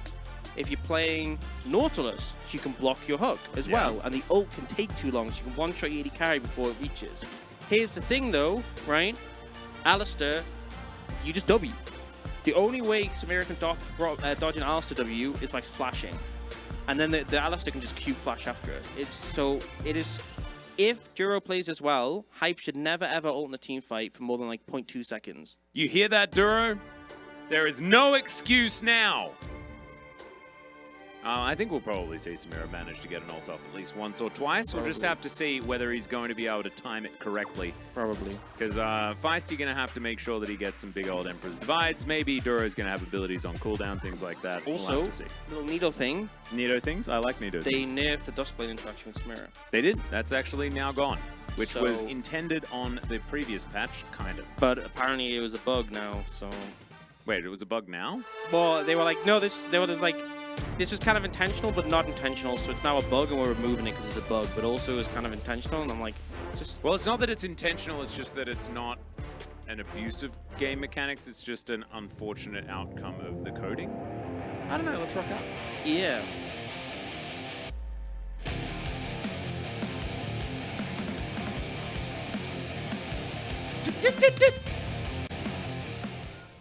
I did the downbeat as well for some reason. I don't know why. I got excited. I was like, I did the duh. I don't know. I felt it. You know, I was having a good time. Good vibes. Yeah, if anyone was upset about it, I apologize, but I'm not sorry. Oh, Alexander was pretty upset about it. Sorry, Alexander. Alexander That was awful. You know what, Alexander? You come here and do that. You do it better. You know, I can vouch. I dare you. It's pretty hard. Whoa, I don't know what's happening. Whoa. This is like pretty... What just happened? What? Okay. See what happens when you mess up the do-do-do-do? I think Chronicler's AI has gotten into Twitch chat now, and it's trying to find a way out. Yeah. See, look, Alexander said, okay, if it's pretty hard, then maybe I can vouch it's pretty hard, right? I'm here trying to get it done. You gotta get the timing right. You gotta sync with your co-caster. The pressure's on because, like, there was thousands of people watching and listening and judging, you know? What is happening? Something really has just exploded. Oh, did they win the Ashes or something? I don't know. Then who? What is... I'm not sure what's happening. Valdez is like doing his best to stop the flow. I'm so confused. This... Oh, wow. All right. Well, there we go. I don't know. Anyway, Humbug is on his Grom. Just rip the chat. We're fine, you know. Oh, do you know what the savior is going to be? What? YouTube chat. Yep. All right, everyone, let's go. Let's head over to YouTube chat. YouTube chat, I know that you don't know what's going on in Twitch chat. It's a disaster over there. But just know that your life's great and everything's fine. You know? It's super good. I don't know what just happened, but it was not very fun. I'm sad about it. But it looks to have maybe somewhat stopped. Oh, is it emote only now? Contained. Oh, no. Somewhat contained. They'll probably be able to take it only off after a bit. You've got to get rid of the wave, you know? Yeah. Ride that wave. Anyway, we'll see when... Is that a mini gnar? Under tower? 3-man dive? Lee Sin, buff damage? Big damage? Damage big? Big. No. Boomerang? No. Rooster? Big No. Rooster. No. Well, Rooster is going to hit a few minions and see whether he can stack another wave. Pop. But it's not going to happen. Oh, it's a sad little mini gnar. Yeah. We do have to remind everyone that Guon was a fantastic Lee Sin player. And he really did have, like that Viego performance last game was very good by his standards, as Feisty is just going to run at Roma, who doesn't have very much mana left right now, but does have a Corrupting Potion that he's going to eat through. And Roma kind of winning out in this lane quite nicely. But what I was going to say is that Guon's Lee Sin has always been absolutely amazing.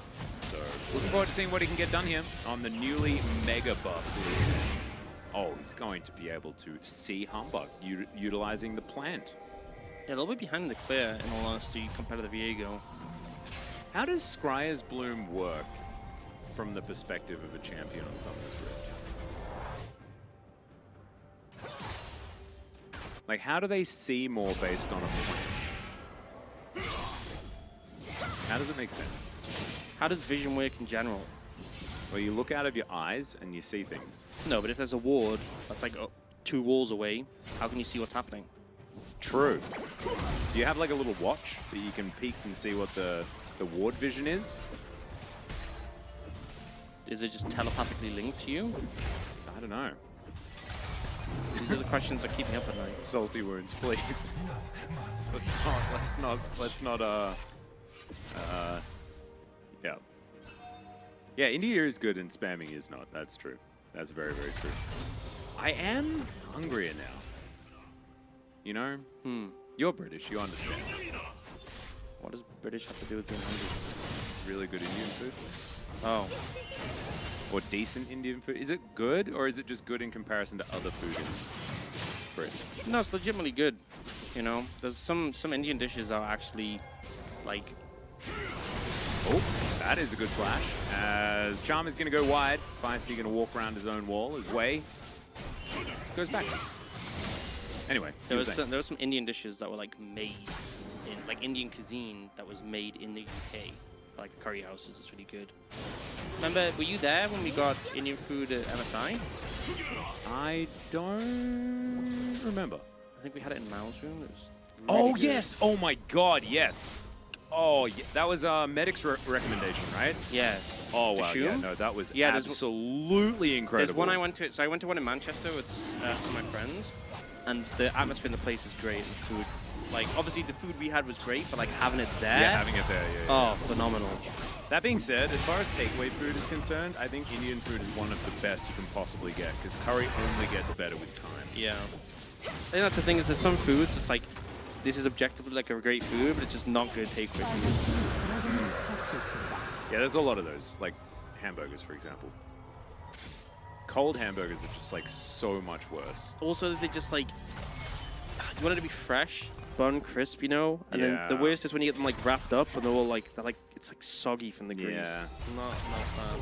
And it reminds you of like those bad days at primary school where you take out the sandwich and your mom put tomato in it and like, why did you do that, Mom? It wasn't very nice. It's all soggy now. Bit of a disaster. That being said, somehow Subway makes it work. Yeah. Don't know. Anyway, that's a great headbutt from Duro, and he says absolutely not to any sort of He says, no, you don't get to play the game. That's not how it's going to go. Also, and I watched, they didn't really play the game. Leo went Ninja Tabby, which is a bit weird, because I'm not sure you want to really be in the range when Ninja Tabby's applicable, you know? The whole kind of vibe your champion is you're supposed to be further away. I mean, there are, like, it's Na, Viego, Samira. Like, it's a lot of things but that like, it works but it's on. like you're but not if a tank, you know? Yeah, and in theory, if you are taking auto attacks, you're probably gonna die. Yeah, like if Nod jumps on your head and slams you in the wall, you're not like, oh, nice, I got Ninja Tabby. It's like, why are you there? You could have gone boost swiftness so you could zoom about. There's a hot take that cold hamburgers are pretty decent. Would you say, actually, that that's a cold take? Yeah. I would agree. I think if it's about cold burgers, it's probably a cold take. Guon going to steal away a blue buff. Nicely done. Taking some control here of the enemy jungle, and they'll move over and grab themselves a Rift Herald as well. 15 seconds after spawn. You love to see it. HLE Esports getting things done. Yeah, doing a pretty good job. Getting some momentum going once again. You know, I really don't like. What? Like, often chicken or turkey burgers, like not like the when they're like fried, but in a burger. I think often it can end up being really dry. Just doesn't hit right. Oh, yeah, there's, like, if it's, like, chicken breast. Yeah. And it's, like, not done all that well. Yeah, that's true. That can be really bad. Yeah. But I was just thinking about the Shake Shack chicken burger that you can get here in Korea, and it's so good. Yeah. Oh, my God.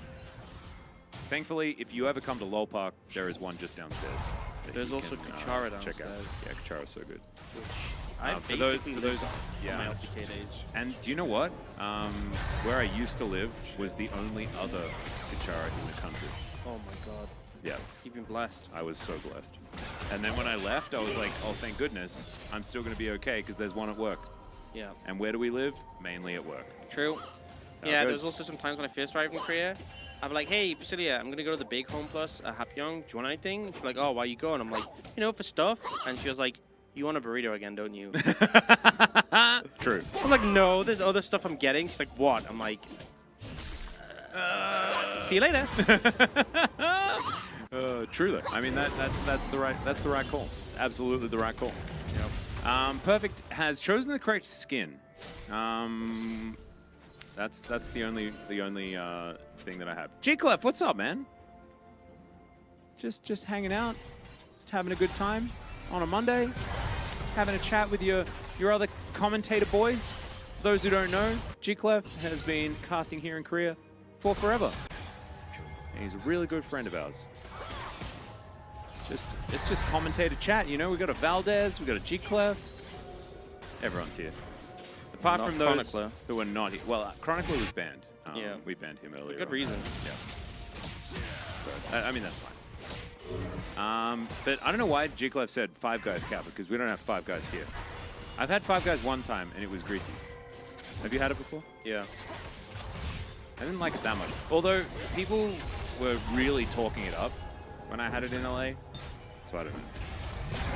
reminds me, there's a skill in my college. Oh, it's in Gangnam now? Oh god. Okay, I guess we can peruse it again. There was a skill in college I was friends with, and she kept saying, because I'd never been in Five Guys at this point, but we kept walking by one, we'd come back from college, it's like, she said, I really want to try Five Guys.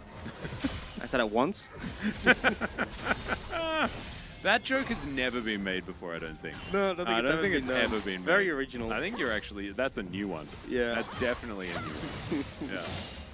As Roma is going to clear out a minion wave, and I keep going back to the game thinking that like if I commentate the game, things will happen. And as it turns out, I don't have that power. Yeah, 11 minutes and nothing. Yep. World first joke, 100%. Yeah. That is, as far as a any percent speedrun is concerned, it's not a world record though. Yeah. I don't think. Because like to make that joke shouldn't be that hard. So I think Five Guys been around for a while. Look, if it's a good joke, don't mess with it. They have a comically large amount of fries. I really like fries. Guan is looking for Wei, and Wei is looking for a way out. Wait, he's gonna find it. Guan's ult got cancelled twice in that passive play. Huh. I hope they do. They probably won't do a replay because no one died, but I'd love to see a replay of that. Yeah, and like, look, and Guan's upset about it as well. He's been like the freaked out I think Yubi. his ult got cancelled by Diego going over the wall with ult, and I think it also got cancelled by Rel going over the wall. Oh, King Spartan asks, what is the best midnight food? This is a trick question because there's only one correct answer. Do you know what it is? I don't know. Really? You don't want to have it? You don't want to give it a shot? Well, the thing is, I feel like I'll say something and you'll be like, Nah, it's a kebab. oh, Kebab is the only that's thing. the obvious answer. That's the best food when you're just got a bit too much to drink. Yeah. Oh, look at Pred. He's like Fred. He's like right in there, right in there. Everyone knows. It's so easy. Yeah. Especially if you live in Sydney. If you live in Sydney, then you know. Everyone knows. The 4 a.m. kebab. Oh baby. Newtown.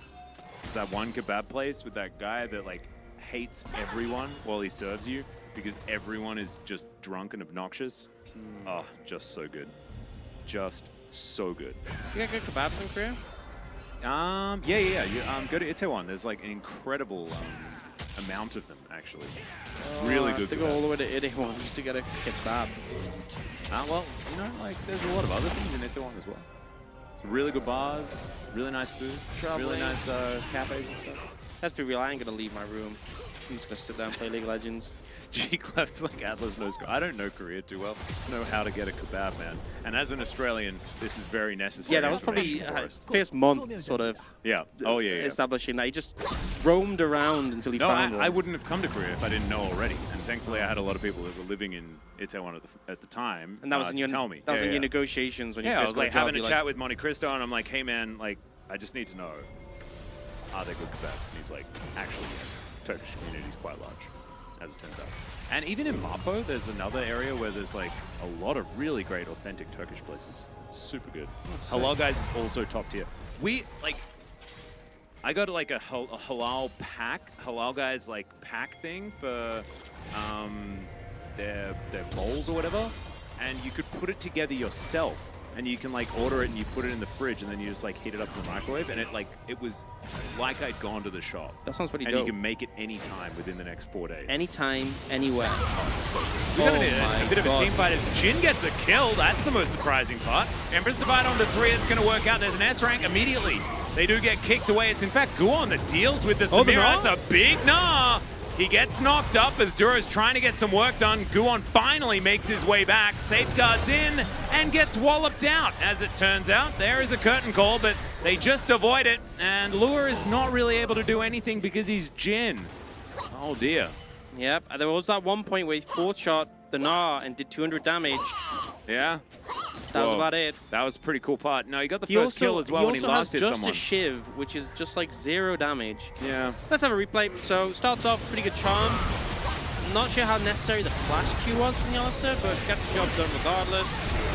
Shuffle comes in pretty nice, and then they really focus down on top of Samira. But then Gnar comes in. Beautiful Gnar ult catching 2 there. And then the Azir is just untouched this entire fight. I was like, okay, well, one team has a Jin, and the other team has an Azir. And you know what I'd rather have? Not Jin. Not Jin. Yeah, like anything. Yeah. Anything in the game ever. Like, I wonder how many autos, if Perfect is in Mega, how many autos would actually take for Lear to kill him? I don't know. It's a good fat flash 40? over the wall.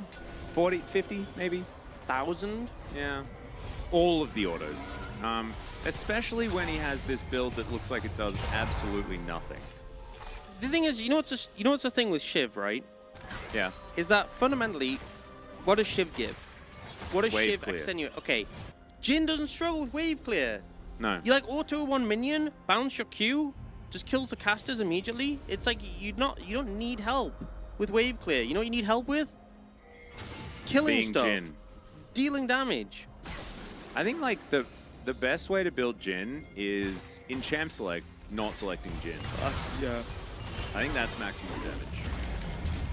Who do you think would be better here, Jin or Teemo? With this build? Teemo. 100%. It's not even a question. I don't know. Blind people, you know? Yeah. So much utility. Oh, he did that perfectly and got a bone plate. Oh yeah, got a bone plate. That was pretty good. Shot the Herald, nearly killed.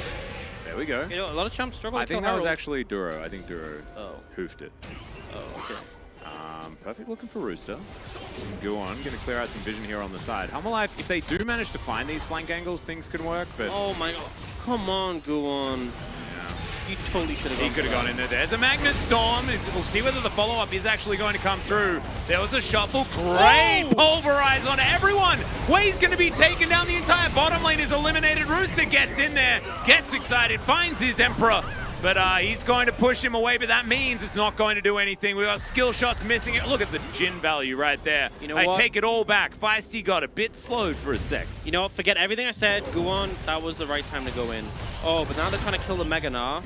Yeah. So 4 autos down, 36 to go. Well, he walked away, which isn't very fair. Lua needs way more time than that if he wants to kill it. We've got a Chemtech Soul, so I know you're getting a little bit tired, a little bit fatigued as we're crossing the halfway Oh point my of the day. god, I just lost But focus. You really do need to I'm fix. sorry. Like, there's just been too many getting through. Like, we need to have an intervention, to be perfectly honest. Like, I'm sorry. it's kind of unacceptable. It's like a. I'm trying to hold back a flood single-handedly. Water's gonna trickle through. Yeah. Nothing I can do any of it. This is so. Duro plays it so well. Hex flash over the wall, gets the re-engage, and then go on with the angle. Oh, he They flashes kick to through. get the Giga 4-man value kick. You know what? You couldn't have done that. They didn't buff these in. That 0.13% win rate, that's a difference maker, you know? That extra, like, 5 damage on that Q, that was needed for that play. Absolutely. So, I'm glad that buff came in through so it could happen. Oh, wait, what? Lunana Bunny Stacks, you weren't following? That's not very nice. Because you've been here chatting all the time. Wow. The fact that you've been here all the time, though, is pretty cool. Because that means that we're not even on your followed list, and you still managed to find it. Yeah, it's Kinda like hard based. mode. You're just, I'm not going to lie, you're manually following. I don't know whether that makes you one of the real ones or not. Or, like, the opposite, you know? Like, I don't even know. It's kind of cool.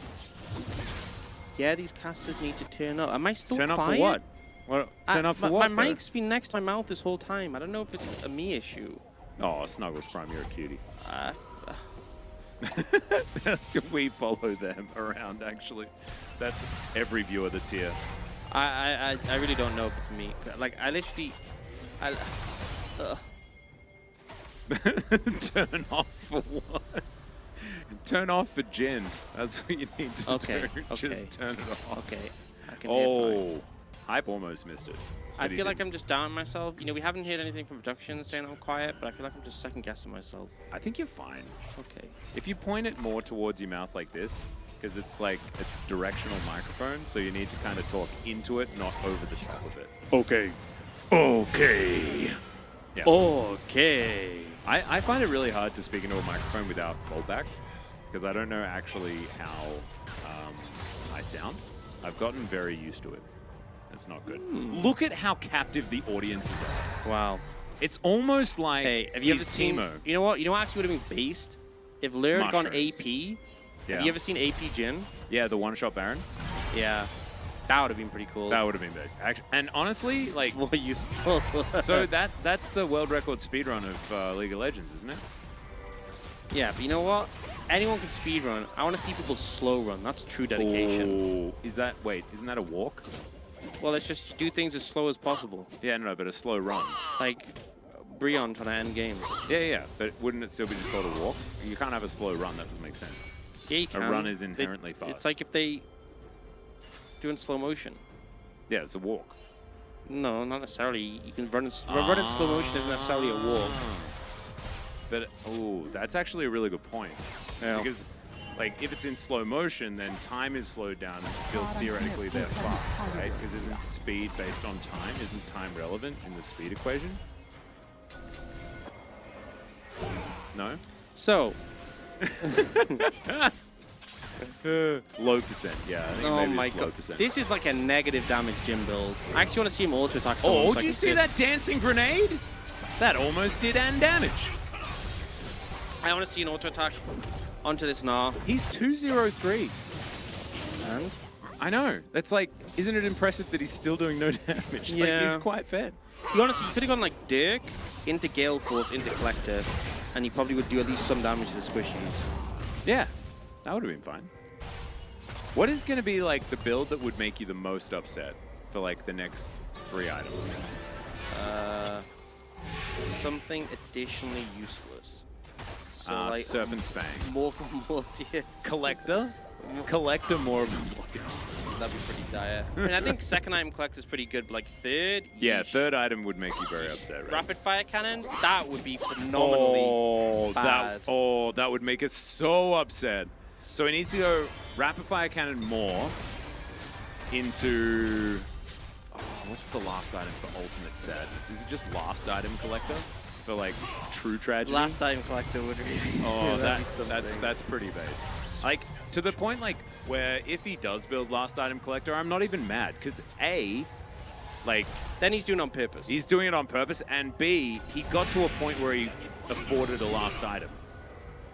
And you know that what, means that the game's still going. It reminded me of somehow. MSI, not this MSI, last MSI, when I forgot who it was. I think it was Saigon Buffaloes, and they had a game where their Veigar was sitting on a rod. Last item. It was like a super long game, like 40 minutes, sitting on a needlessly large rod. Yeah. And then we were like, okay, waiting for the Rabadons. Built it into Shadow Flame. Oh, no Rabadons all God. game on Veigar. That is horrendous. Maybe it was for Painful. item timings, getting that spike. Don't And Rooster care. over the wall. Is he going to Dominus? When you see that Dominus, you know that it's going to start a rocket. Go, There go, he go. goes. Gets in there, and they find the back line. Big ol' headbutt. Wei still biding his time. Emperor's Divide is huge. The Crocodile's just mopped up. The cow's going to go down. The S rank comes in, but Guon says, nah, thanks. Would prefer it if you didn't do that. And honestly, Dragon Rage and Headbutt together means that Samir is not really having a good time either. But you can see that Feisty definitely is. Yeah, and it just felt like Honor Life Esports, considering they had such good engages early in the game, that felt not very well coordinated. And now, If only their AD carry was in the fight. yeah, if only they had an AD carry, if only they had a useful soul they could get. Like imagine you go late game, you got Jin plus Chemtech souls. It's so Jova.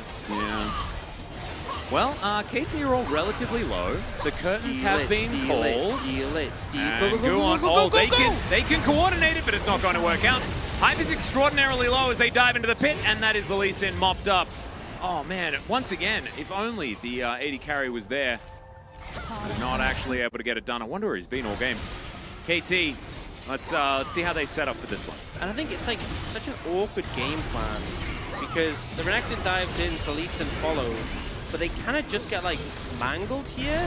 Juro is getting chunked out by the Azir, and then they try and flash her, but just so well played here, honestly, by KT, by Feisty here on the Azir, just trying to find that re-engage. Like dash flashes out, dashes back in, kind of just dismantles all of Honor Life Esports. Yeah, King Spartan has a really good point. When is the pause? Like, Armor are playing without an AD carry. They are playing with a Crocodile, who is just taking a lot of random damage. Roma looking for an opportunity here as Hype is going to avoid the damage. Emperor's Divide is going to be used on his Shuriman Brethren as, yeah, Roma is just dead. There's just not a whole lot that Humble Life Esports can do in this particular moment. And now Perfect is just lumbering over as the looming Meganar. Humble Life are so far behind, actually, now, as far as gold is concerned as well. It's 4,000, close to 5,000 gold. And these dragons just don't mean anything that Humble Life Esports have picked up 4.3k gold lead.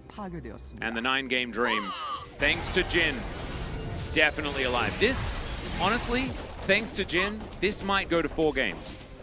It could. Like this series right here.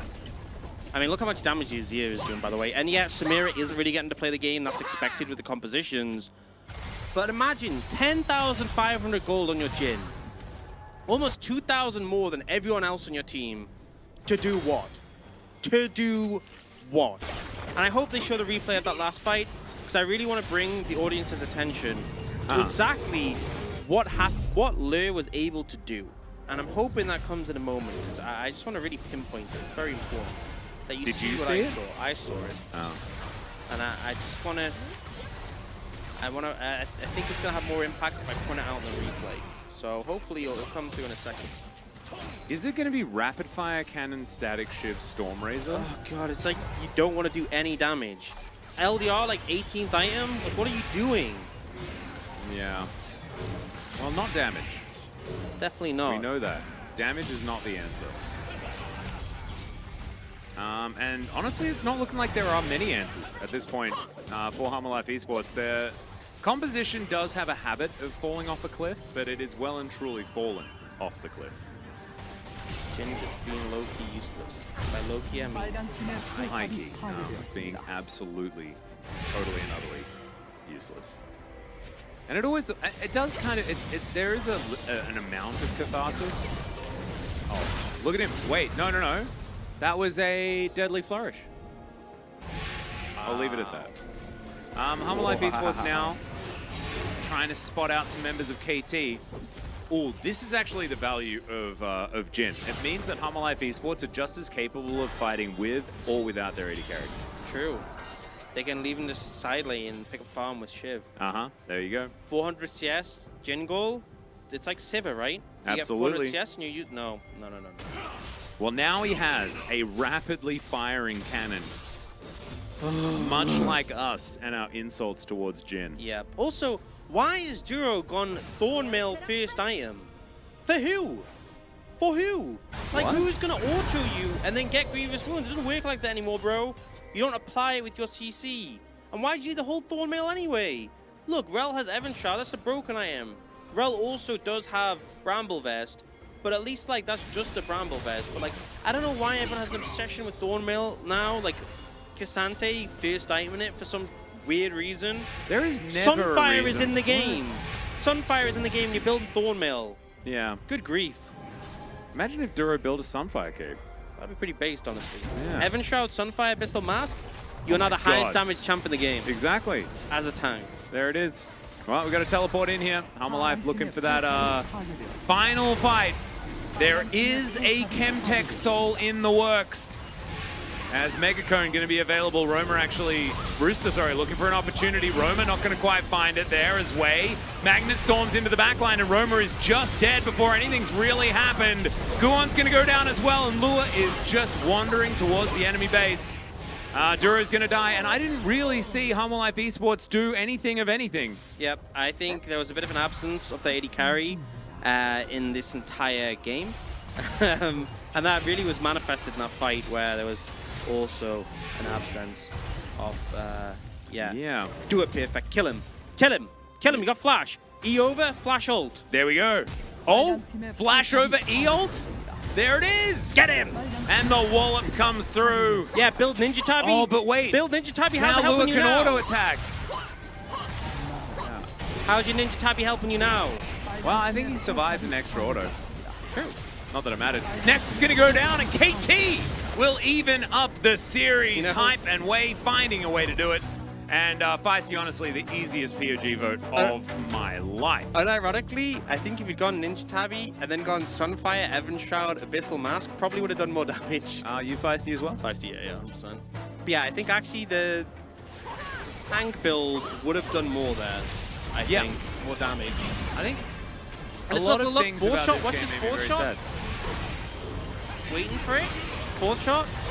400 damage to the Azir. You're hitting a squishy. You do 400 damage with a crit.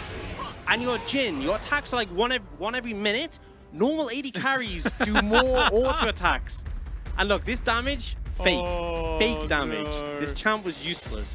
Fake damage. But also, like, that's 28k done by the Azir. Yeah. And the fact that Jin did almost double the other damage-dealing champions on his team.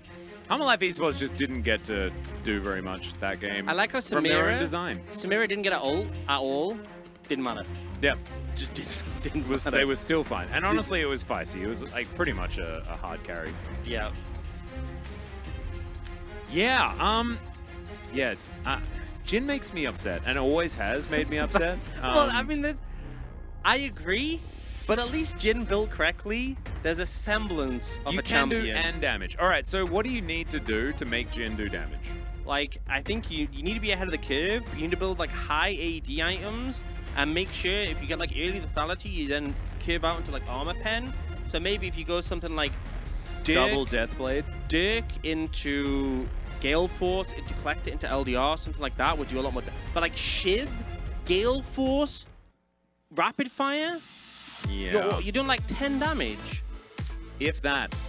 That is a legendary Azir, though. The Emperor of Shurima definitely doing some work. 950 DPM is insane for an Azir as well.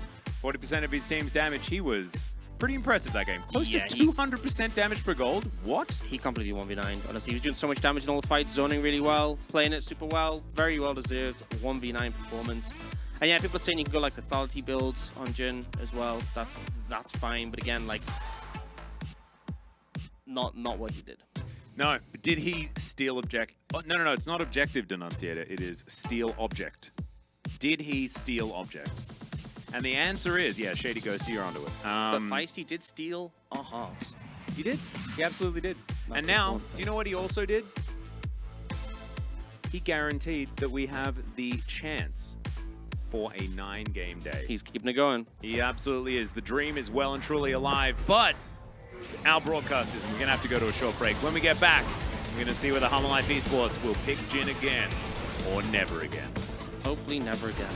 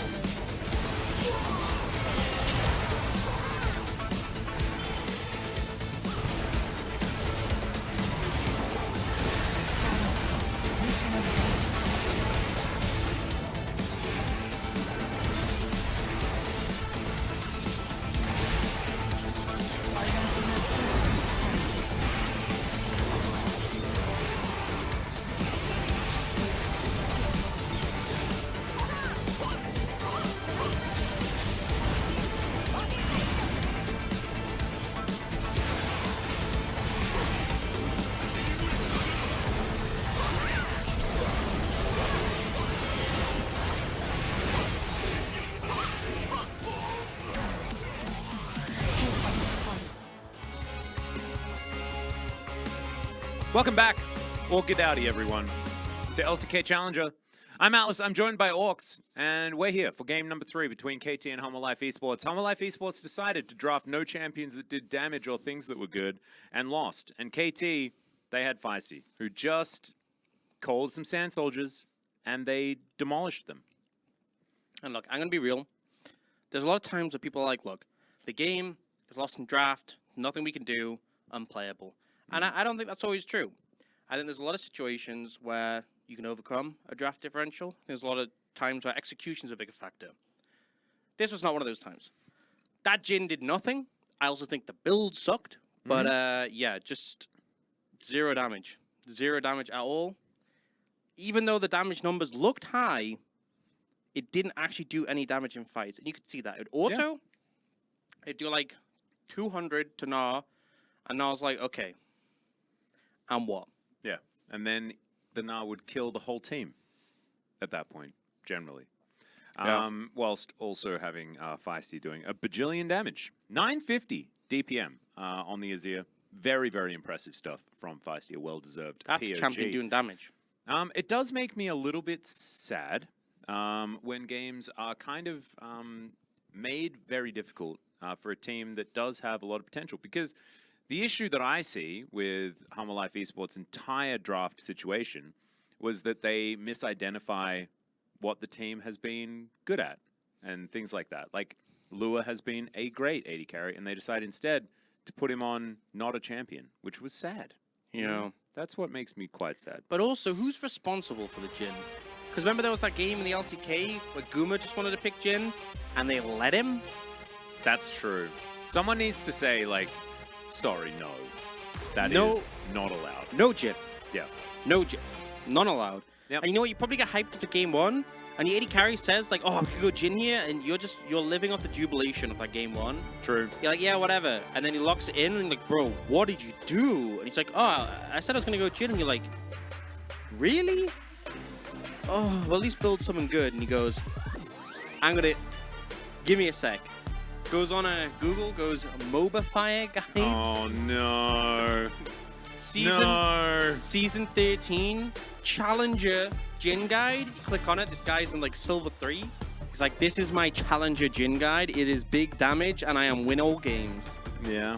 And then he did that. And then like, that's the title, and then there's no more text in any of the guide, and it just tells you the items to build. There's a little bit of text about how how he wants to become a pro player. Yeah. And his best friend Jeremy said he couldn't do it, so they're not friends anymore. Yeah. And his mum keeps telling him to get a job. Yeah. But he still believes. No, that's too many letters now. That's too much writing. We are going to see that Poppy and Viego are going to be banned away. Humble Life Esports deciding that Viego was the problem, not them. They are they're not going to be able to pick Tristana or Jax. And is it an Azir ban? Are we going to identify that Feisty was a little bit of a problem? He was pretty feisty. He was definitely a feisty boy. And honestly, like, as soon as Humble Life Esports pick any other AD carry, I'm ready for them to take away the It's W. so winning. The trick is, don't pick Jhin. Can they do that? Step one, don't pick Jhin. What about first pick Jhin? No. Does it always have to be fourth pick Jhin?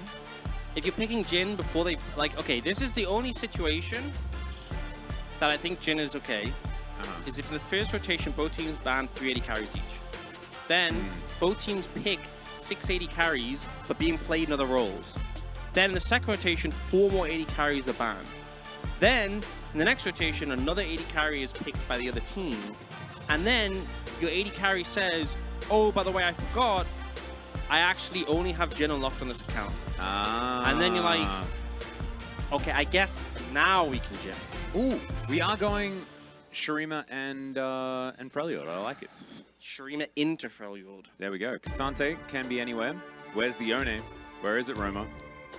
If you just play Ari again, I swear to goodness. Yone, Yone, Yone, Yone. Just want the Yone. Come on, man.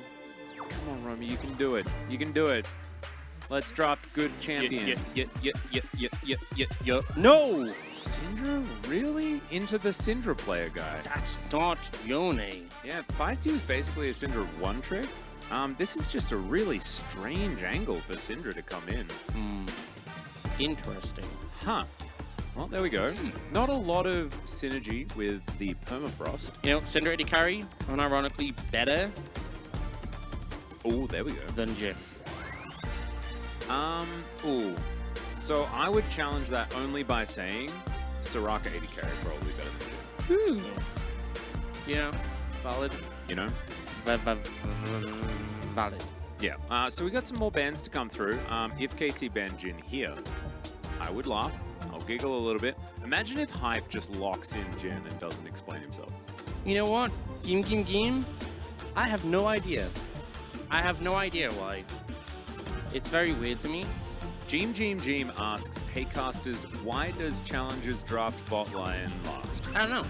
I don't know. I think maybe the priority shifted up a little bit on 13-13. Like they toned down some of the stronger 80 carries, so there's a wider pool. That's just me making stuff up, so I sound educated. I really don't know. I feel like you could definitely pick up some higher priority carries sooner. And also, like, Roma's Syndra, was that really like the thing you had to lock in? Were they really going to ban that? Were you like, oh no, they're going to ban my Syndra that I'm going to pick into Azir? Yeah, I don't think so. Yeah, it's very strange. Kai'Sa is still a champion. HLE Esports may say that it isn't. We'll see. Have the opportunity to ban it away. 7 seconds to go now. Maybe they value the Ashe, but with Melio banned, I feel like she's a little bit less good. As Rel taken away, there it is. Goodbye. And R4 Jin. Kai'Sa angle? Kai'Sa angle? I mean, it should be Kai'Sa, right? Kai'Sa is like guy for mission. Go just like pick Jin. I'm telling you, pick Jin. Maybe they just picked Nautilus. We'll show them how to play it. Nah, because enemy team can take Braum, and Braum Syndra is pretty... Oh, yeah, true. Well, Ashe? Would we flex Ashe? No, Ashe support is bad. Don't play Ashe support. Ooh, that could be an option. Let's play some Ashe support. Imagine if he just did it again. Do it. Do it. Jin, do it.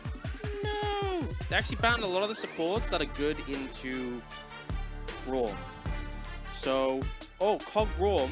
Cog Braum? It's actually really popular in the EU, apparently. I've spoken to some friends. Cog did get nerfed on last patch. Yeah, a little bit. So it's a little... Or is it this patch? I don't know. The thing is, if they go in Kai'Sa Nord, it's just a Braum slam on 5 100% of the time. So... What about Pantheon, though? Yeah, what about Kai'Sa Braum? That sounds terrible. Pantheon, pretty useless. I think also a Braum angle. Yeah, this is just... If you're going to do it... If you're going to do it. But they're just going to pick Braum in you. Why would... Oh, Blitzcrank. Okay, never mind. Still a good Braum angle. Still good Braum angle, yeah. Still pretty good Braum angle. Could also go something like Alistair. Don't pick Heimer, I swear to God.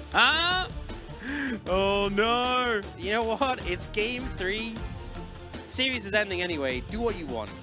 That's true. And what they want is to win. And that, I think, is a good mindset. Yeah. In Challenger here.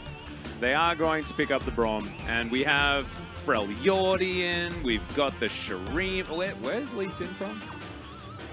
Ionian. Seems Ionian to me, yeah. Pretty Ionian, yeah. Yeah, a little bit Ionian. And on the other side, Blitzcrank is a robot. Does that mean that he's from Piltover? He is from... I'm pretty sure he roams around in... What's the place under Piltover again? Zorn? Yeah. Is he a Zornish robot? I'm pretty sure, yeah. Oh, that's pretty cool. Him and Zach. Vibe in Zorn. There's a lot of people vibing in Plus Zorn. there's a cinematic where him and Echo are... Oh, yeah, true. I was trying to think back to the Baron Blitzcrank game that I used to have on my phone. That was pretty cool. Not a lot of other Zorns on his team, though. I feel like Syndra and Kai'Sa are both from Purple, which is cool. Where is Syndra from? Yeah, I don't know. Where is she from, guys? Does anyone know? I feel like Syndra lore I am just not really up on. Yeah. I need to know, if I'm ever going to be an MMO caster. True. In the next 25 years. But they're just going to retcon the entire lore when the MMO comes out anyway. No, that's not true. I think they're retconning it already to make room for the MMO. Oh, that's what they've been doing. Ionia adjacent. Okay. She has no lore. Nice. I think she's just Demacia. Like League of Legends in general. Syndra's from Freljord? Wait, does that mean that Syndra is actually just the girl from Frozen? Just like an ice queen? It's kind of cool. Fearsome Ionian mage with incredible power at her command. Alright, Snuggles Prime. There we go, Ionian mage. Beautiful. Right in time for us to get Orcs ready to fail at Doo-Doo-Doos again. Oh, God. It's okay, it's okay. You're going to be terrible. Accept it. You know what? I'm just going to go for it. It's going to be terrible, and everyone's going to laugh at me, and I'll do it anyway. All right.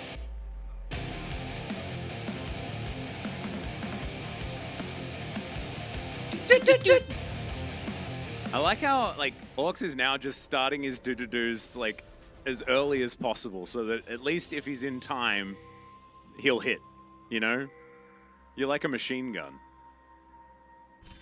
As many of them as possible. Denunciator thinks that at least with your timing, you nailed it. Okay. Even if you did 3 extra doos at the start and at the end. Yeah, I'm into it.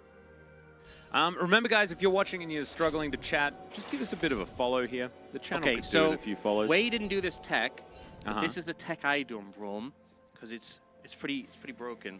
So if you're playing Ashe Braum, Ashe goes approach velocity, right? So you know what you do on Braum? What do you do? Also go approach velocity. And then you approach on your own Q, but also on Ashe's slows. So you're both approaching with velocity. Oh, that's a lot of velocity. And he went Inspiration second, so you for sure could have done that.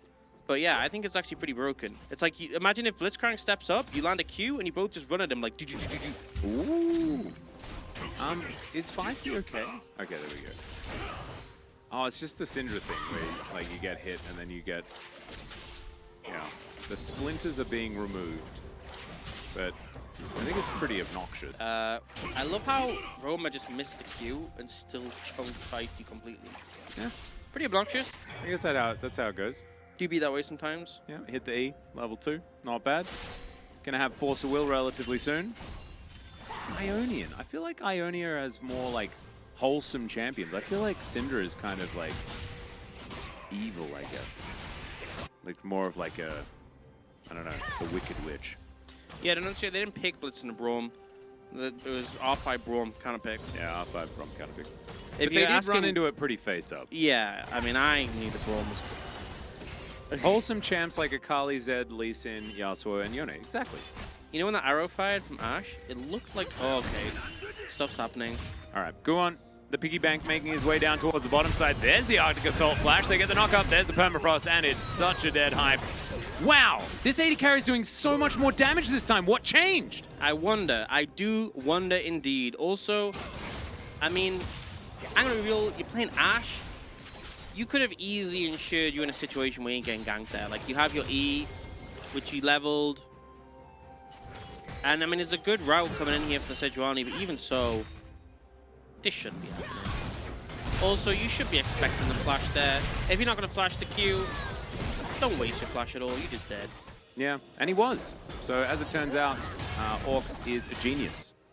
That is what I've come to discover over the course of today. That's how it be. Yep. He identified that Jhin was terrible, also, and then Jhin was terrible. At some point, I'm going to see what skill order Wei's got on Braum, and I will judge it very harshly. It'll be Q Max. It's the second max that you have trouble with, right? You love Q Max, yeah? Q Max is just really good, yeah? Just stop. Isn't Q Max like really good though? No. Weren't you telling me just the other day that like Q Max was really good? No. Ah, weird. No. Sometimes Q Max is okay. Discuss. Wrong. Maximum 3 points Q. 3 points Q? 3 points Q is all you need. They changed it recently. All you get for putting points in Q is 0.5 second of the cooldown and 50 damage. That's it. That's all you get for points in Q. Do you know what you get for points in E? Cooldown reduces by 2 seconds. Duration increases by 0.25 seconds. Damage reduction increases by 5%. Like, you get so much for points in E. What about points in W, though? W is pretty good. They made it a lot better recently. It's like 1 second of cooldown, and you get a lot more armor and MR. So if you go 3 points Q, then 5 points E, then 5 points W. But you can put less points in Q if you don't need them. Like in here, I don't think you need the extra damage that much. It's more just like having your cooldowns up is a bit more important. So you could easily go like 2 or 1 points in Q. And the thing is as well, like the problem is you may think, oh, well, you max E second. Supports don't get that much XP.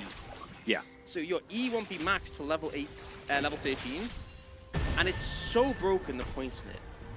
Like legit, the fact that the duration of your E extends and the cooldown reduces so heavily, the uptime goes from like 25% to 50%. No, it's as in insane. like you E, and then the time that the E is down is the same as the time as the E is up. But when you have 1 point in it, it's like you're waiting so long for it to come back up, but it doesn't last that long itself. And the damage reduction is less. It's like when you see Braums get blown up, and you're like, whoa, I guess Braum's just not tanky. It's because they skilled wrong. Well, Q's gonna miss, Emperor's Divide's gonna miss. Roamer is just walking after them here. No one investing any flashes, no one doing anything of much, really. Very interesting that an Azir Lee Sin combo couldn't get a flash. Yep. Actually, Denunciate, it's not even the fact that Q was nerfed. It was that it was changed so that putting points in it is less valuable. Like, it became like a 1-point vulnerability. Because before, you got more cooldown. You got like a second cooldown for each rank. And so now it's just like, you don't, like, putting all those points in Q just isn't that worth it. And they also made us, like, E and W get, like, so much value from maxing. I just like the W max idea. The fact that you, like, stand beside Braum and it gives you a bunch of being okay. Yeah, I think if there's times where your E is, like, really not valuable, it's obviously really valuable this game. But in games where, like, it's low value, you can actually put points in W, and when it's maxed, it's like you give a chain vest and a Negatron cloak to whoever you jump on. And the cooldown gets really short too, so you know it's very. If you have a champion like a Felios, you can actually turn him into a legit bruiser. But Thanadolia has a point though. Like if you don't max Q on a QWERTY keyboard, then I don't know what to tell you. That's like, true. It's like it is first. Also, and like Doomkaiser said it also. Like max auto attack on it.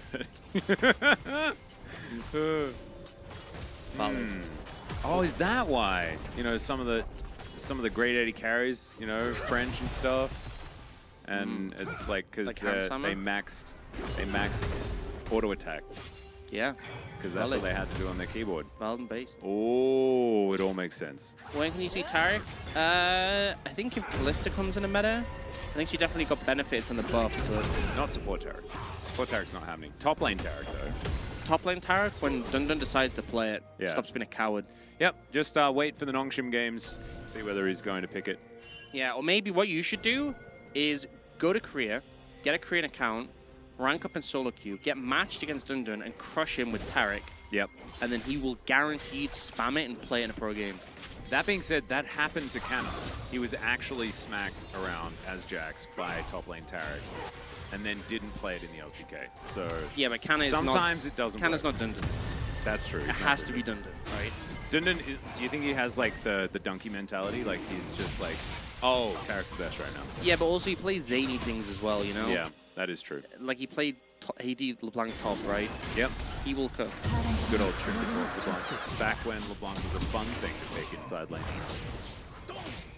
Ashe should max Q before W because Q max on Ashe would be more valuable than W. I mean, the thing with Ashe is that the cooldown on W drops so heavily by putting points in it. And it's actually pretty big for lane. Oh, the flash is going to be used there. Duro going to get hit by the arrow as well. Hype only just hitting that level 6, and he's going to be able to utilize it. The door. Look at that value. You know what? 1 point. You know what? If he had approach velocity there, he would have been able to hit his Q. Oh. But he didn't approach with velocity.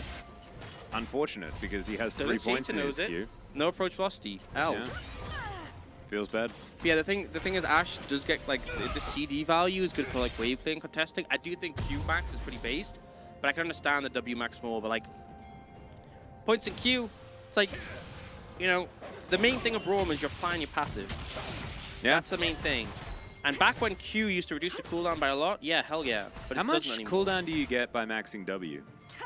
It's 1 second per rank, so 4 seconds total. Right, and so by Wing to a minion and auto-attacking an enemy, you're getting the same value. Yeah. Except you're reducing the cooldown by like more in for each point. comparison, max Q, 2 seconds off the cooldown. Max W, 4 seconds. And Max actually, E, max W is basically like maxing a targeted Q. Yeah. And max E, 8 seconds off the cooldown. It halves the cooldown by maxing it, which is insane. And it extends the duration. Like, honestly, just go on the wiki, look it up, and you'll be amazed. I don't think there's many abilities in the game that get that much better with points in it. Like, it's rare for a support to get that much value. Like, you look at, like, I don't know, champs like Alistair, like, his Q gets a lower cooldown and more damage, and that's about it. Yeah. You know? But, like, you actually get so much from Braum. The damage reduction as well is the crazy part. Yeah, and the thing with percentage damage reduction is, I'm pretty sure it goes from like 35 to 55 or something. Like, yeah. And the thing is, as you get higher in the percentages, it's more relevant.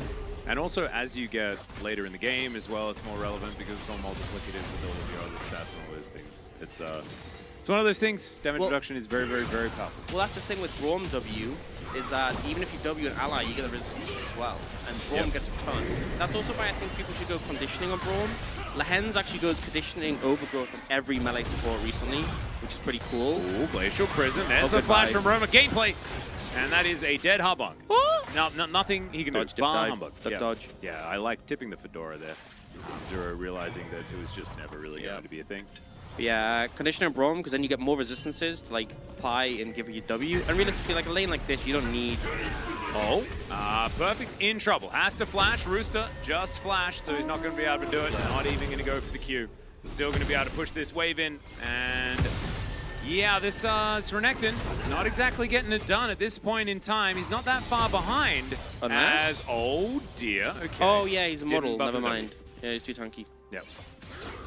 Yeah, he almost has his first item Thornmail completed. Blitzcrank should build Static Shiv because he's a robot. Hey, true. Pretty based. There we go. That's the decision.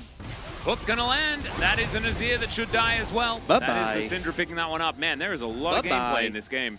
Of course, you have to hit a skill shot for Blitzcrank to work out. So it's a little bit of a different story. But Feisty, from POG to dead. From POG to dead. Poetic, isn't it? Thank you. What are your favorite champions? Asks King Spartan. My favorite champion is Mordekaiser before he was reworked in 2015. Mine? Ziggs. Because he throws bombs? I just think Ziggs' play pattern is really fun. I think W has a lot of skill expression. Throwing ults in the air and one-shotting people is hilarious. Controlling the map with like your E and your Q, great. And also you can just one-shot towers. There is nothing more satisfying than when you W a tower with plates on. Oh yeah. And just execute it, and you get all the like the gold jingle and the plate noise, and you get all this money. And then the enemy team didn't realize you were in W range, so you actually W them backwards towards you as you kill a tower, and then you throw your Q on them, and they lose. Oh, gorgeous. Man, I love Ziggs. It's Earth, Wind, and Fire drinks. So far this game, it's got to be. It's got to be Earth, Wind, and Fire, right? It should be. But Oh, gameplay. Yeah, I never knew if you could how some people would one-trick champs until I started spamming Ziggs. And I have an account on EUS called Zogs, like the goggles, the goggle brand. Yeah. And I only play pool party Ziggs on it. Oh, that's the only skin I own on it. You know, I used to own Zogs. Yeah, same. As a kid. Yeah. It fits so well. It does. They do actually. As that's a Glacial Prison that's going to come through. Lewis going to grab the kill onto the Lee Sin, and man, isn't it crazy? That like, Braum how did died KT so quick. win game 2? How did that Braum die so quick? Has he not got points in E? He just seemed to be like paper there. Wow, that's Who so would have interesting. Thought? Wow, it's almost like it's not got significant damage reduction because you didn't put points in it. But you know, I'm just theorizing. Well, he doesn't. He's not listening to the English broadcast. Let's just hope that next time Wei is going to This isn't know for the Wei. way. This is for the viewers so they can know. So when they play Braum, they're enlightened.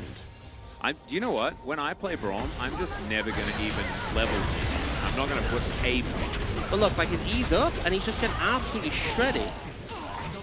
Yeah, the value into the Syndra for the Braum that I've heard so much about did not look very existent. 4 points Q, 1 point E. What's your Q doing for you there?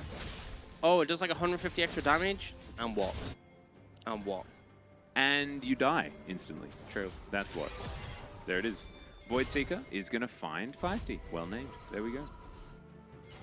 Seek and you shall find. Honestly, if you have a game where you're like ahead of the curve as Braum, and you've maxed E, and you feel like the tankiest champ in the game, and you like put your E up, and there's like an 80 carry, just auto, and you're like, and you're just like, bruh?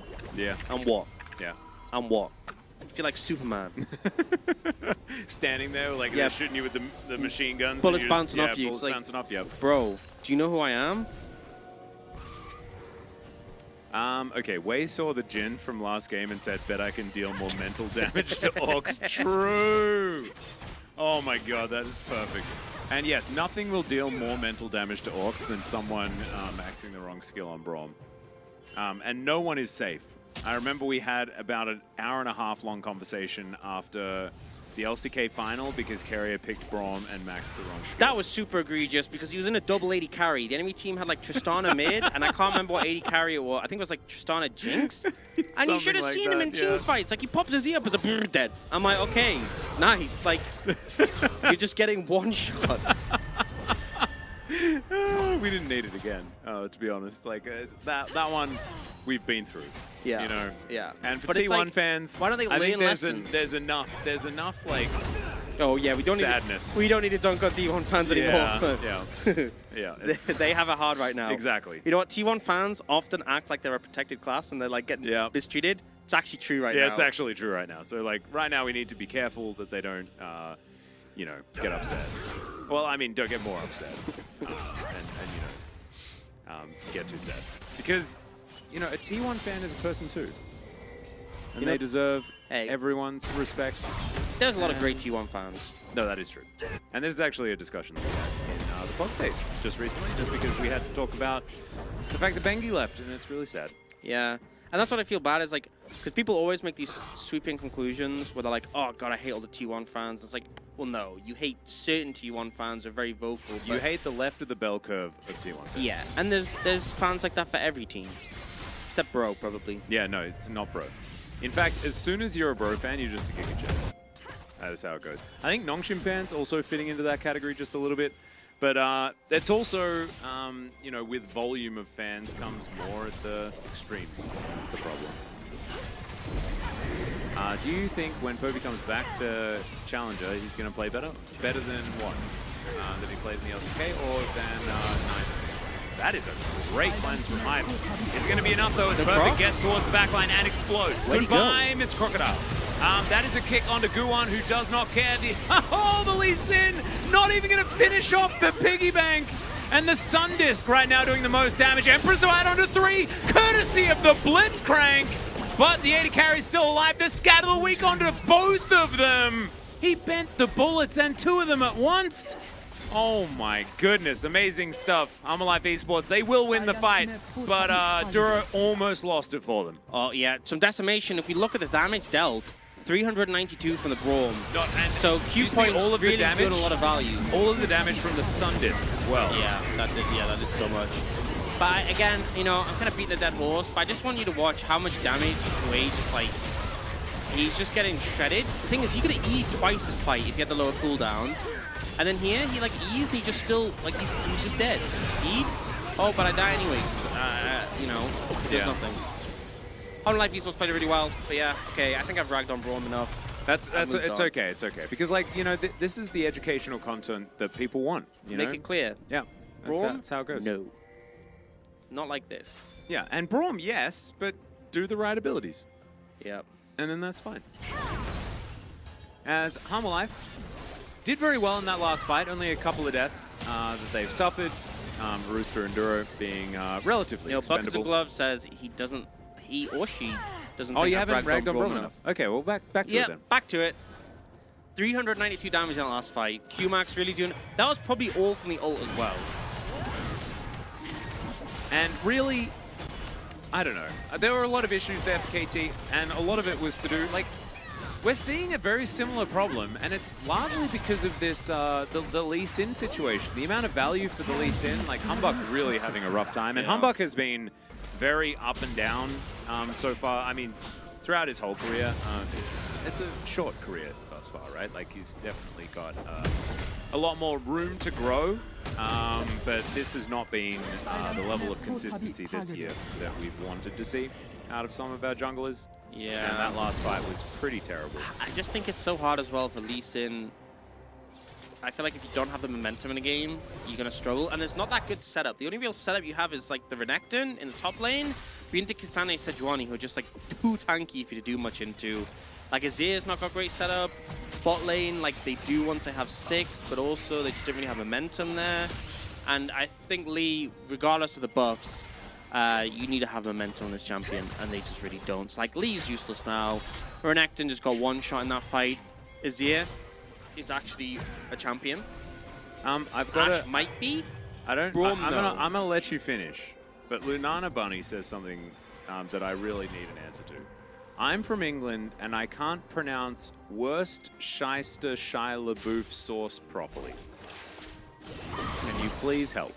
Yeah, no, that's how you say it. Where's Shire LaBeouf sauce? Ah, is that it? Yeah. Oh, then Lenana, you've nothing to worry about. You've been saying it correctly this whole time. Nailed it.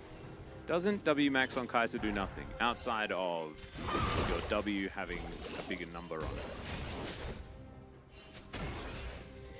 It does. It goes up from 1 to 5. Oh, yeah. That's valid. Yeah. That's what happens. Bum, bum, bum. Speaking of 5s, there's a W with a 5 on it right there, but it's Guon. I'm glad we on got the the piggy Sijuan. bag, so you already said the Paro one. Yeah, we talked about seeing Yeah, it. we did. And I'm glad to see it. And Guon's actually like, he's locked up like a safe today. 1, 0, and 7. Very close to 100% kill contribution. Having a very good game so far. Some good gaming, some solid gammon. Mm-hmm. Big Garmin, who is a former player for Yorkshire. Feisty, Loopy, and Garmin. Yeah, I remember Feisty. That was actually Bro. Feisty Loopy gaming. Yeah. That was Bro, wasn't it? Feisty was... Yeah. Wasn't Feisty on Bro? I'm not entirely sure. Hey, Caster, can we get you all to do a POG state or something where you all play the new 2v2v2v2? Maybe, but it is not actually out on the Korean server yet. And we don't want to play PBE with a billion ping, so we're just not going to play it. Yeah, I would cry. I'm a little ping baby. Whenever I have more than like a minor amount of ping, I just whine. Yeah, I got decent ping in Australia in 2013, and there is no way that I'm ever playing with over 20 ping ever again in my life. Yeah, like, oh my god, the other day, so this was really hard for me. So since arriving in Korea, my ping is varied from like 2 to 4. The other day I logged into League of Legends, I had 6 ping, 6 MS. You know what I have to deal with? Unacceptable. Unacceptable. This is why I'm not Challenger. Yep. Casters, when will the players play Urgot? I don't know. When does Keen play again? You could ask him. I know, 6, ridiculous. The Yeah, things I I know. have to deal with. No, it's actually ridiculous. But, you know, what can we do? We can get better internet, basically. Duro is going to find a hook, and Humbug is going to immediately try and get out. Does land a Q, but you can see Humble Life Esports, they're not going to allow this to be a 50-50. In fact, they're just going to walk towards mid lane. An interesting decision. I feel like they could have possibly held on to the Baron for a little bit longer, waited out the Q, and then taken it. But they didn't big flip, so, you know. That is definitely good. That's something. It's a 6,000 gold lead, and it is Earth, Wind, and Fire. And it's Earth, Wind, and Fire right now, if you just read it from left to right, the top of the screen. Isn't that beautiful, guys? Yep. How many LPs short of Challenger? A lot. So I got masked on the Korean server, and then I was going to climb a bit, and then I went back to MSI. So I dedicated Diamond, and I haven't really played since I've been back because I've been busy. I've been out. The account's sitting in Diamond somewhere. You haven't been busy. You just leveled a whole nother account to level 27. I've been busy with that. 26. Yeah. You know, look, the problem is, right, in EU, I had like 5 different accounts. So whenever I was like stressed or pressed and playing my main, I could switch account. I can't do that in Korea until I level my other account to 30. Well, do you know Perfect can't do anything Perfect with needs his another champion account right now. to switch on to. Yeah. Yeah. Just goes and sits on a different computer. As the arrow is going to fly through as well, Voidseeker not going to find the mark here. But without Perfect, it's so difficult here for KT. And Humble Life, they just pull off the Baron. Wei tries to have that damage reduction. It's a 4-man Emperor's Divide, but it just doesn't matter because the wallets are so heavy. And Humble Life Esports are just going to destroy them. This is not even close. It's like the same level of not close as Game 2.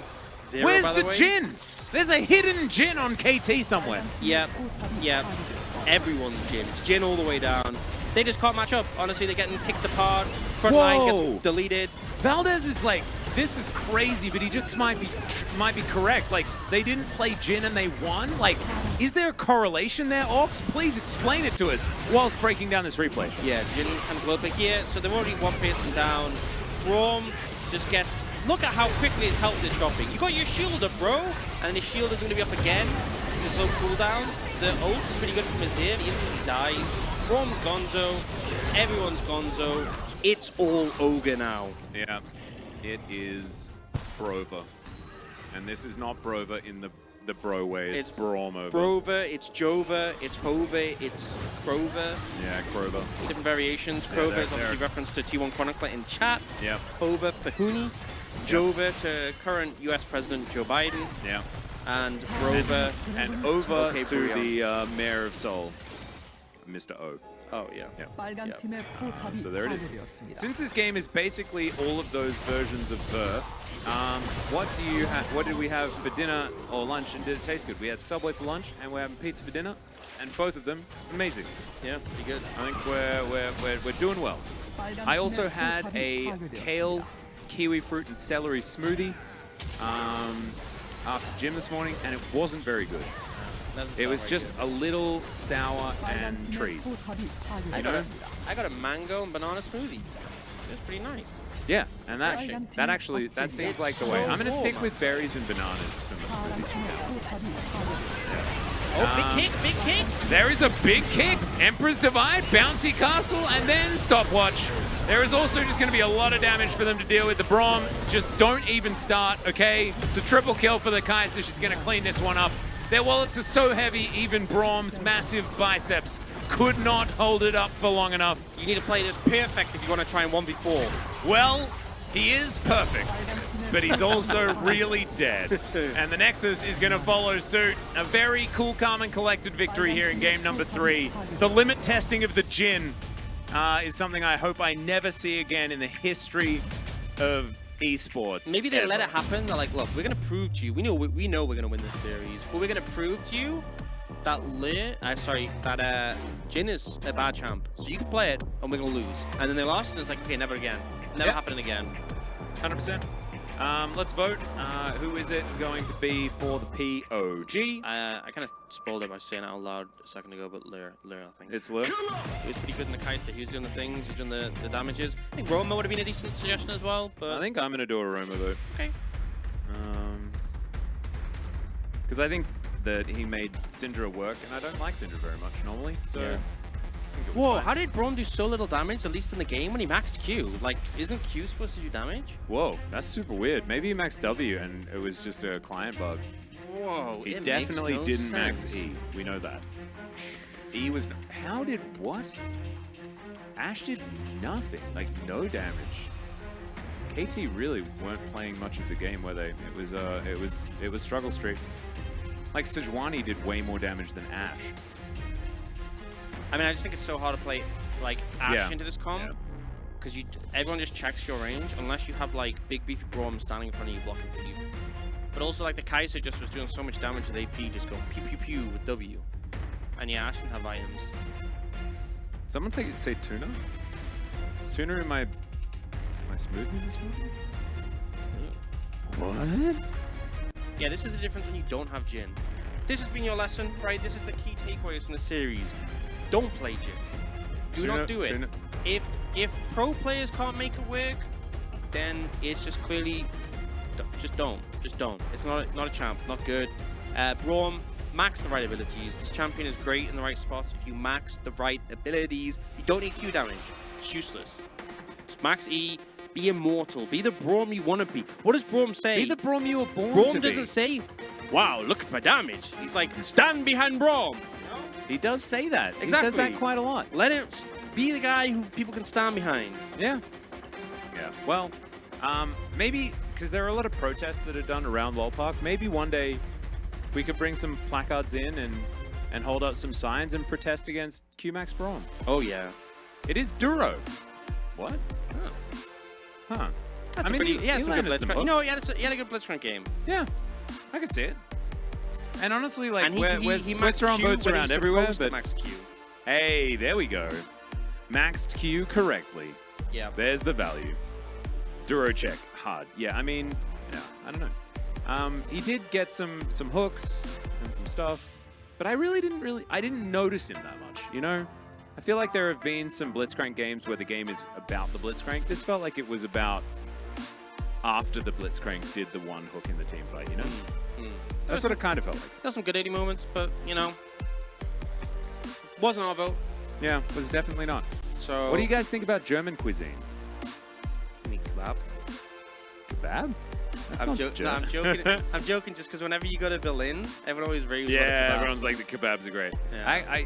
I like the sausages. There's the what's the Apple strudel? the pig leg thing. And apple strudel's fantastic. Oh. And I'm also like a Apple huge strudel? sauerkraut guy. Love sauerkraut. Currywurst, delicious. Oh. Yeah. Pretzel also good. But I like Berlin That's food because Berlin Wunderbar.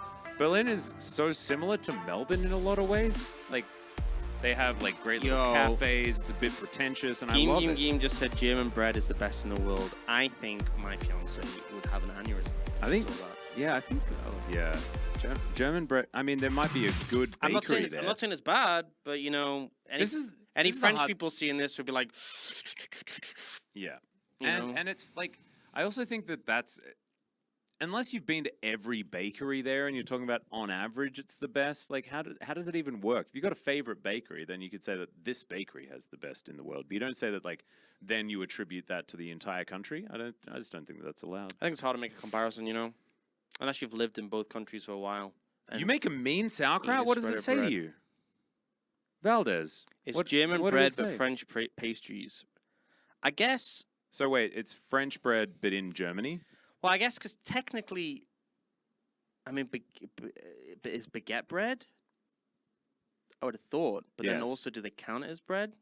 There's some weird rules about bread in France. Oh, calling things bread is actually weird in France, and it's not weird in Korea. In fact, everything that comes from a bakery is called bread. Yeah. Cake is bread.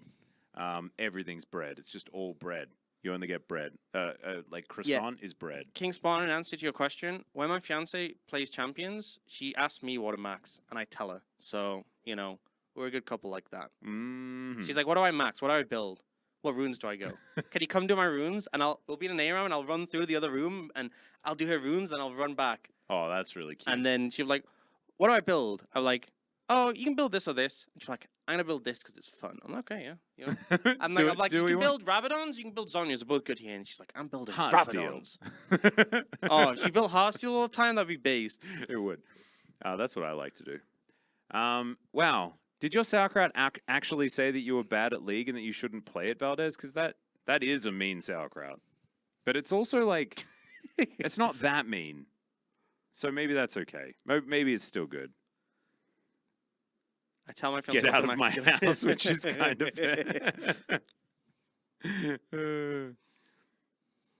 yeah. That's fair enough with Anadolia. I hope you're going to be okay regardless. But do you know what the main thing is about today? We have to say thank you to Jin. Thank you, Jin. Thank you, Jin, for the 9 games. Assuming T1 show up for 1 game, or Gen.G pick Jin in 1 game. It's very true. And do you know what's really sad? We could also be just as cringe as the other casters were last week when they got 8 games. And I said that we are either getting 6 or 9 games today. That's what I said at the very beginning of the day. Currently, the only option left is 9. But that option is still available. So I believe that there is going to be a chance. But the problem is, T1's Challenger team are not very good. T1's Challengers team? Yes. You said Challengers? Yes. As opposed to the main team? No, I'm just saying in isolation, this team that's about to play in our next series is not very good. Oh, okay. You weren't referring I wasn't making any reference to anything else. There was T1 and the LCK? Yeah, there was no comparison there. Okay. Yeah. Okay. Do you want to have that talk? Do you want to open that can of worms? Nah. We saw this matchup in the LCK. T1 against Gen.G. Yeah. It went pretty well for Gen.G, didn't it? Is that foreshadowing to what's going to happen in the bigger match here in Challenger? I don't know about foreshadowing. Maybe like 3 or 2 shadowing. T1 shadowing? 2-0 shadowing. Yeah. Yeah. It might well be some foreshadowing. And do you know what? Foreshadowing Jin confirmed. Foreshadowing Jin. No. Fager is currently working on Chovi's camel farm in New Zealand. Yes, and he's only using one of his hands as well. Because the other one needs to be helped just a little bit. 4-team tourney, C9, EG, G2. Honestly,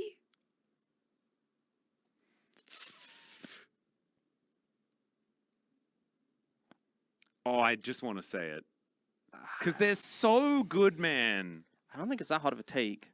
Yeah, I know. But also, Cloud9 and G2 are on the better end of like currently True. better end of those regions. I think it's a banger series I think it'd be between competitive. G2 and DK. I think it'd be competitive. That's a banger series. Which I think if we're trying to like be fair, it'd be competitive. But I think probably G2 would be the overall winner. But I think you that's probably the right take. Yeah. But I would be very excited to watch that series. It'd be very fun.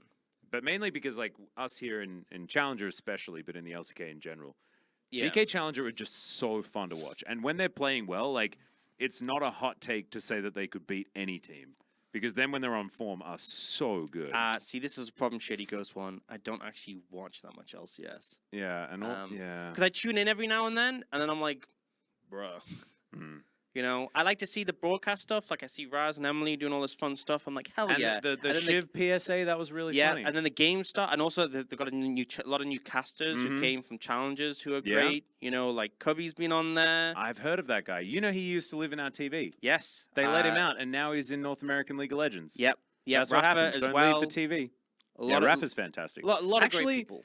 I got a bone to pick because Rafa and I were supposed to do VOD review, and he left me on. Well, he didn't leave me on read, but like we were gonna try and work out when to do it, and we just haven't worked out when to do it. That happens, you know. Yeah, true. That happened with me and Vedius one time.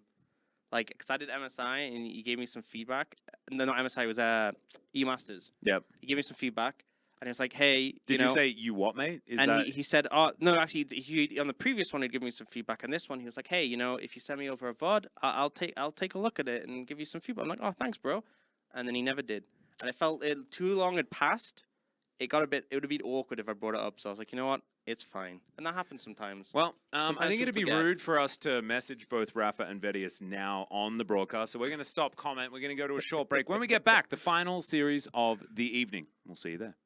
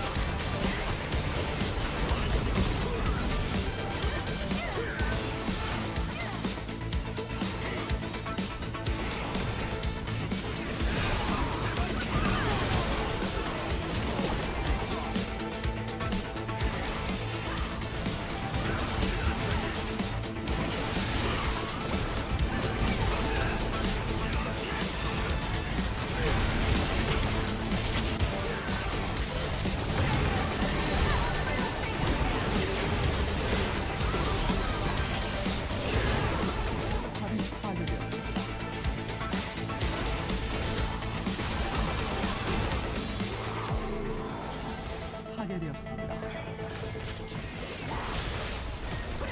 빨간 팀의 포탑이